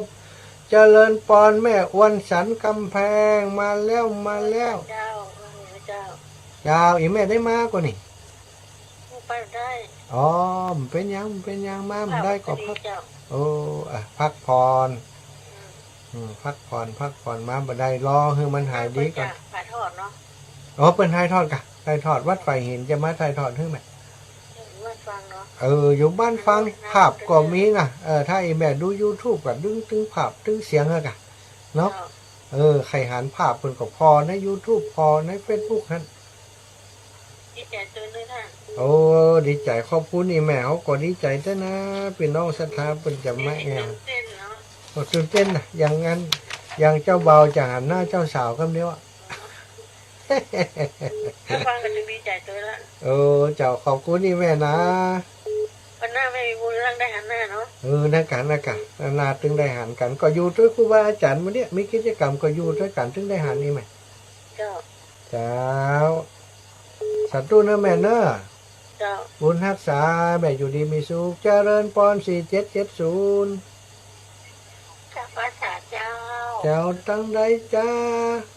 แม่บัวคำจีนาท่าจ้างเวียงหนองร่องเจ้าแม่บัวคำจีนาท่าจ้างเนาะเจ้าท่าจ้างเวียงหนองร่องฟังอย่างนั้นถ้าเต็มดีฟังขึ้นห้วยตกสักห้วยตกสักขอบคุณเนอะเจ้าของสถานีครูบาอาจารย์เพิ่นเนาะวันนี้ฝนตกก็คุณอ่ะวันนี้ก็ตกหยดย้อยๆน่ะในเวียงก็ตกวันนี้เดินตังอีแม่แต่ว่าปลอดภัยนะมันบ่ห้ำเฮาน่ะถ้าห้ำเฮาเปี้ยมดอะไปซื้อของเนี่ยวันนี้นี่ร้อนขนาดเลยเนาะเจ้าแม่เจ้าคือกำลังใจเด้อขอบคุณเจ้าแม่ขอบคุณหลายๆเนอะจ้าบุญรักษาโยมแม่เจ้าอันวันนี้ต้องขอบคุณท่านผอ.ท่านอาจารย์พระครูสิริธรรมบัณฑิตเมตตาเป็นเจ้าภาพเตียนแห่ม3 เล่มสถาน เตรียมที่จะถวายครูบาอาจารย์ขาด3 เล่มเนาะก็เลยได้เข้าไปเพื่อจะซื้อนะเอามาคือครบเพื่อจะถวายครูบาอาจารย์ที่เฮานิมนต์เพิ่นมา15-16หัววัดที่นิมนต์มาฮับเตียนพรรษาในวันที่15ที่เฮารอเตียนเฮาถวายเตียนพรรษาวันนั้นโดยท่านอาจารย์พระครูศิริธรรมบัณฑิตรู้ว่าอาตมาจะไปซื้อเทียนเพิ่นก็เลยอาสาเป็นเจ้าภาพขอเป็นเจ้าภาพนี่นะ2,250 2,250 บาทขออนุโมทนากราบเมตตาขอบคุณครูบาอาจารย์เป็นอย่างสูงร่วมด้วยช่วยกันสนับสนุนเนาะกับโครงการของเฮาในคราวครั้งนี้ขอบคุณท่านเจ้าเป็นอย่างสูงก็ยินดีต้อนรับกับศรัทธาเท่าแก่อีปออีแม่ทั้งหลายเนาะแม่ย่าแม่ครูอารีพันธ์แม่ครูอารีพันธ์ศรีวิริยะไมยตอนนี้ฟังอยู่ก็ พี่น้องอำเภองาวนะโอ้รับเห็นแล้วก้าหลายคนนะหลายคนพี่น้องอำเภองาวโยมแม่นิตยาเนาะนิตยาภักดีเข้ามาดูในไลฟ์สดโดยนะขอบคุณโยมแม่ได้มาอยู่ก้าโยมแม่นิตยานี่เนาะโยมแม่นิตยาจินดาปลูกนี่ได้มาเนอะแม่ยายเหลิมแม่ยายเพ็ญที่ตังลำปางก็แม่ยายเหลิมแม่ยายเพ็ญนี่หอมมาแล้วบ่ได้มาพี่น้องตังบ้านประตูต้นพึ่งก็ได้ข่าวว่าที่แรกจะมาแต่ปรากฏว่าโอ้มีญาติธรรมบางคนเนี่ยที่เป็นผู้นำบุญเนี่ยบ่สบาย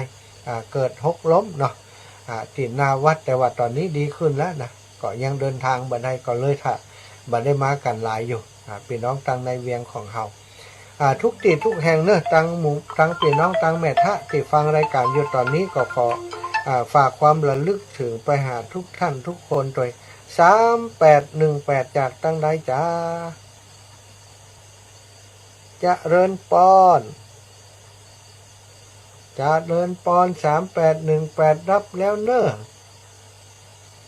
ดับปิ้งเย็นไวสัญญาณเอาว่าเลยแม่เพิ่งฟูที่โทรไปแต่เช้าที่อันโอนเงินคือแต่เช้าเจ้าเมื่อเฟื่องฟูเนาะแม่โอนเงินมาต่อใดก็100อย่าง100เจ้าโอนไปเจ้าแม่ลูกมันเขาหัวแม่โอนไม่ละคนอื่นเจ้าแม่คนฟูอยู่ตรงใกล้ๆวัดป่าหินแม่อยู่ค่ะนี่มาเห็นวัดป่าเหียงลำปางกะวัดฝ่ายหินวัดฝ่ายหินอยู่ใกล้ๆมอเตอร์เนี่ยอยู่นี่มันเหมินเนาะฟังอยู่แต่มันไม่ได้โทรไปได้เขาก็ไปบ่อยแม่วัดฝ่ายหินไปนอนปะถ้าไปเชียงใหม่ก็ไปนอนฝ่ายหินนั่นนะมันอายุนักเลี้ยงมันไปคนเดียวก็ได้นะอดเอาแต่ลูกหลานเขาก่อมว่างนะกันเนาะแม่เนาะเขาไปชมได้ก็ดีถ้าเขาไปชมได้ก็ต้องหบเขาอะเดี๋ยวมันจะมันหมดได้ห้ามแล้วได้ฮับแล้วแม่ได้ฮับแล้วจ้าฟังมันหาอยู่นะขอบคุณอีแม่เนอ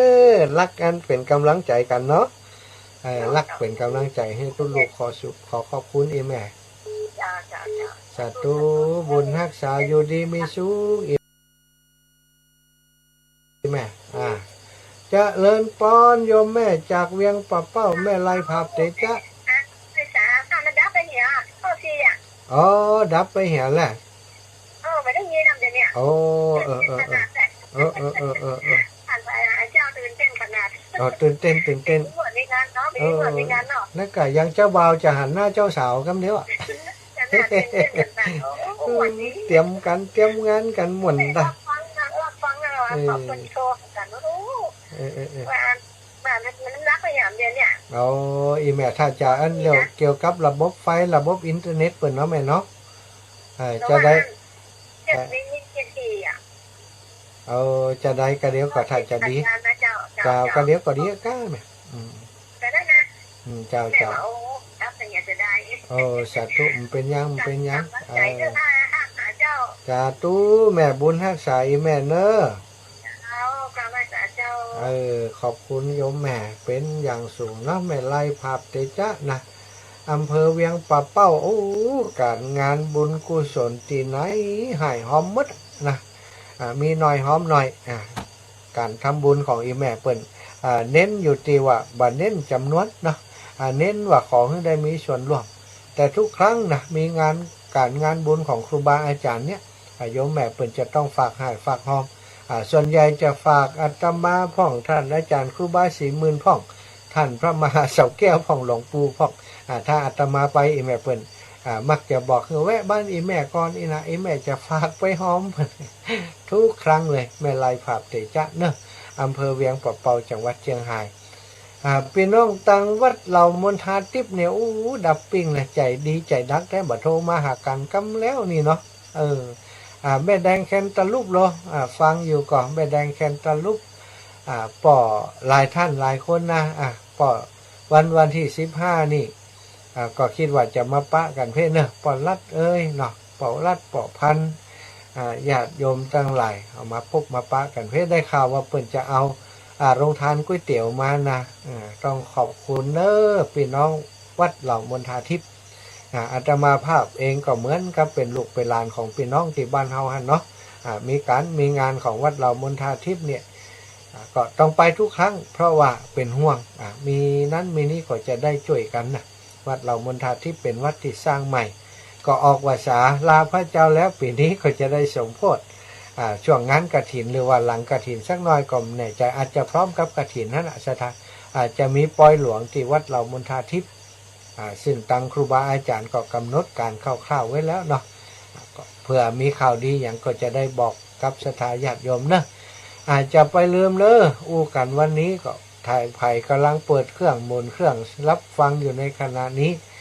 อาตมาเป็นตัวแทนของครูบาอาจารย์มาเอิญจันจวนเฮออีปออีแม่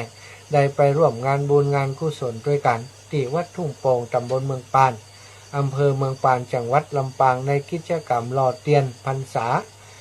ซึ่งในนามของครูบาอาจารย์คลื่นสีขาวเปิ้นได้จัดขึ้นที่วัดทุ่งโป่งตำบลเมืองปานอำเภอเมืองปานจังหวัดลำปางโดยมีวัตถุประสงค์เพื่อสืบสานหีดห้อยประเพณีอันดีงามคือการหล่อเทียนแล้วก็เพื่อจะช่วยเหลือเป็นทุนการศึกษาในการจ้างครูบาอาจารย์มาสอนลูกหลานที่โรงเรียนบ้านทุ่งโป่งอีกส่วนหนึ่งเปิ้นก็มีความปรารถนาอยากจะช่วยสนับสนุนการเผยแพร่พระธรรมคำสั่งสอนกับคลื่น 106.50 เมกะเฮิรตซ์วิทยุวิทยาลัยสงฆ์นครลำปางเป็นการใช้จ่ายให้ทางสถานีเป็นการน้ำกาไฟของทางสถานีการซ่อมแซมดูแลอุปกรณ์ต่างๆซึ่งเป็นงบประมาณที่ทางวิทยาลัยสงฆ์นครลำปางแบกรับภาระอยู่ตอนนี้แบกจับเอาไว้อยู่แล้วสถานก็จำเป็นจะต้องมีการช่วยเหลือจากทางภายนอกถ้าบ่อันก็ดีบ่ดีก็เงียบปิ้งไปอย่างวันนี้เงียบปิ้งพี่น้องทางลำปางก็มนคอกตอกนะบ่ได้ฟังรายการอยู่ในขณะนี้ชกรรมบางพ่องก็หมุนคลื่นไปฟังตังของคุณดารุณีที่มีคลื่นอยู่ตังจังหวัดลำปางเนี่ยพี่น้องตังนาแช่เนาะนาแช่แม่เมาะเปิดฟังบอกว่าคลื่นของคุณดารุณีไปถึงนาแช่แม่เมาะชัดเจนดีเนอร์ท่านอาจารย์นี่นะแม่บุญนับวุฒิเดชบรรณาแช่เนาะพี่น้องตังนากว่างนาฟางก็คงจะเช่นเดียวกันเพราะเส้นทางที่สามารถฟังจากสถานีวิทยุของคุณดารุณีที่ออกอากาศทางลำปางได้อยู่ก็คงจะฟังอยู่เหมือนกันเนอะก็ยินดีต้อนรับนะเจ้าทายปล่อยแม่ทั้งหลายบ้านนากวางนาฟานนาดูนาดงบ้านนาบงบ้านหนองมุงบ้านสามขานะบ้านดอนไฟหัวเสือดอนไฟบ้านใหม่พี่น้องตังบันลุกเนอะตังแม่ทะตังหัวฝายตังบันกล้วยกลางกล้วยแพะนะกล้วยบันกล้วยหัวฝายตังบันลุกก็ดีตังบันแม่ไทยนะครับแม่ปุ๋ยปอบพรหมมาบ้านแม่ไทยอีปล่อยอีแม่ทุกท่านทุกคนอาตมาภาพและครูบาอาจารย์คลื่นสีขาวของเฮายินดีต้อนรับท่านที่จะมาร่วมกิจกรรมกันในวันที่15กรกฎาคมที่จะถึงนี้พรุ่งนี้ก็จะเตรียมสถานที่ครับพี่น้องเจ้าบ้านเพิ่นสถาญาติโยมวันนี้12วันพุธ13และหลวงปู่ท่านพระครูปฏิภาณธรรมทินและท่านอาจารย์พระครูอภิวัฒนวิกรมและทีมงานของเปิ้นจะปากันมาติดตั้ง เปิดห้องว่าเบ้าเนาะที่จะรอที่จะรอแบบพิมพ์ที่จะรอเตียนพรรษาของเขาปีนี้จำนวน9 เล่ม 9 ชิ้นจะเอามาติดตั้ง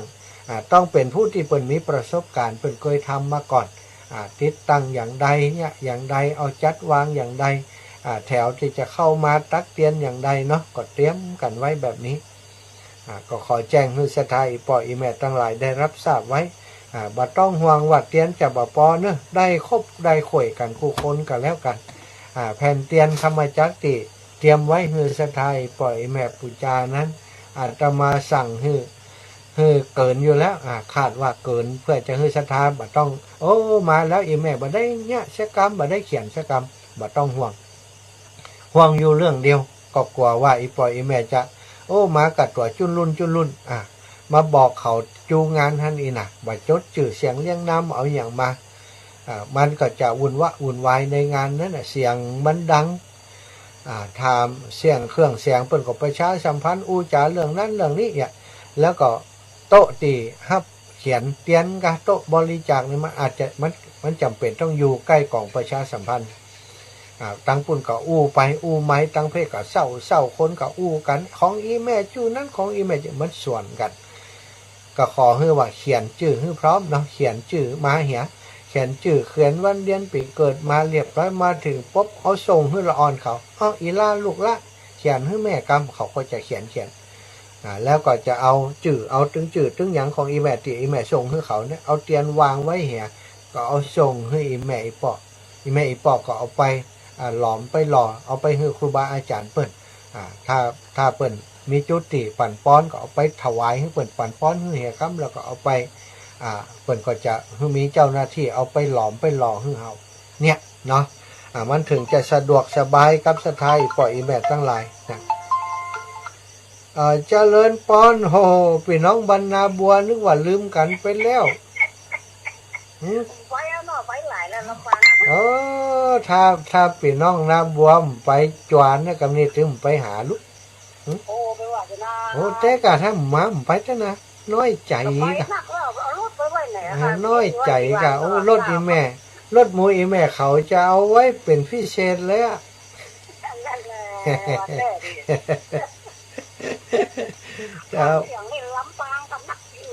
โอ้ดีใจกะเขาเป็นเจ้าภาพอ่ะถ้าลำปางมาบัดนักนี่เขาใจอ่อนนะเนาะ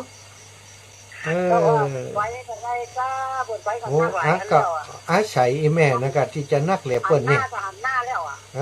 อาศัยอีแม่นะตีนตีบวมโคโลก็หันแล้วล่ะเนาะวันนี้ไปนาจะลาขึ้นมาถ้ามีเวลานักก็จะแวะไปอยู่นะพอเวลาพอตีรถกลับมาเหียกะวันนี้กะไปปุ่นไปแผ่เสริมงามปุ่นโอ้วันมาแวะเลยนะโอ้ไปแวะอีแม่ก็แหม40 กว่ากิโลน่ะมาตั้งแต่เพิ่งเสริมนี่เขาง่ายจะตายโอ้ก็กว่ามันจะเมินลำไปนะครับนี่กับเกือบจำตันนะจัดรายการนะมาถึงนี่ปุ๊บน้ำขายเฮ็ดลมดีเนาะถ้าจังเตี่ยเฮ็ดลมเปิ้นนี่นะตึ้มมดจักเตี่ย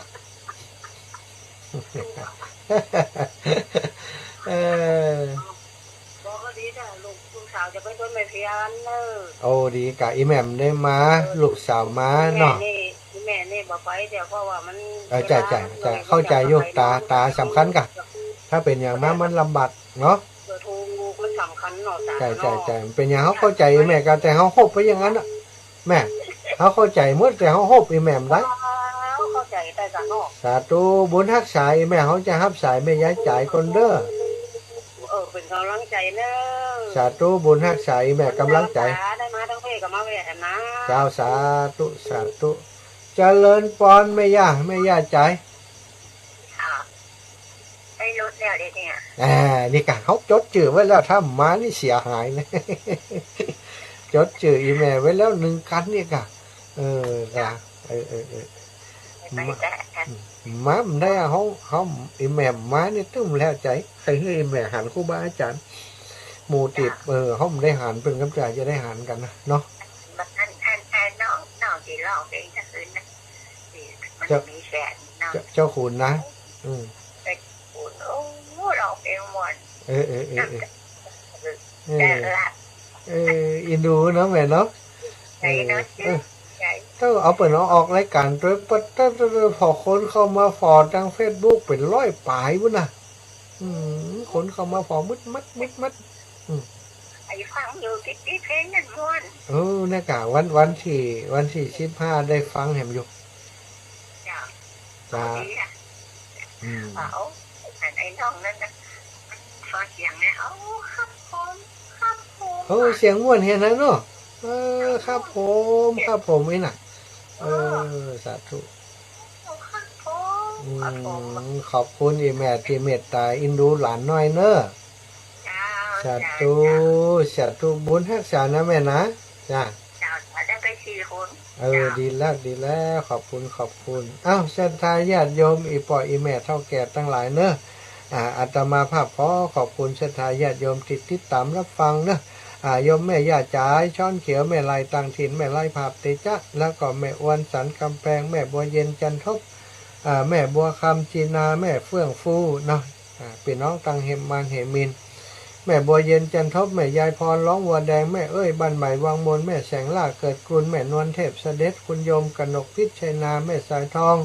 บ้านห้องลำปูนแม่เรือนแสนต่อแม่บัวขี้ท่าโปบ้านจดหลวงแม่พิกุลวงแก้ว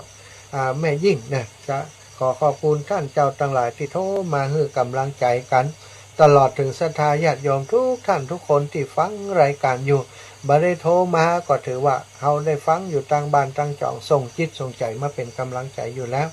ก็ขอให้บุญกุศลที่อาตมาภาพและครูบาอาจารย์ได้สร้างสมอบรมมานี้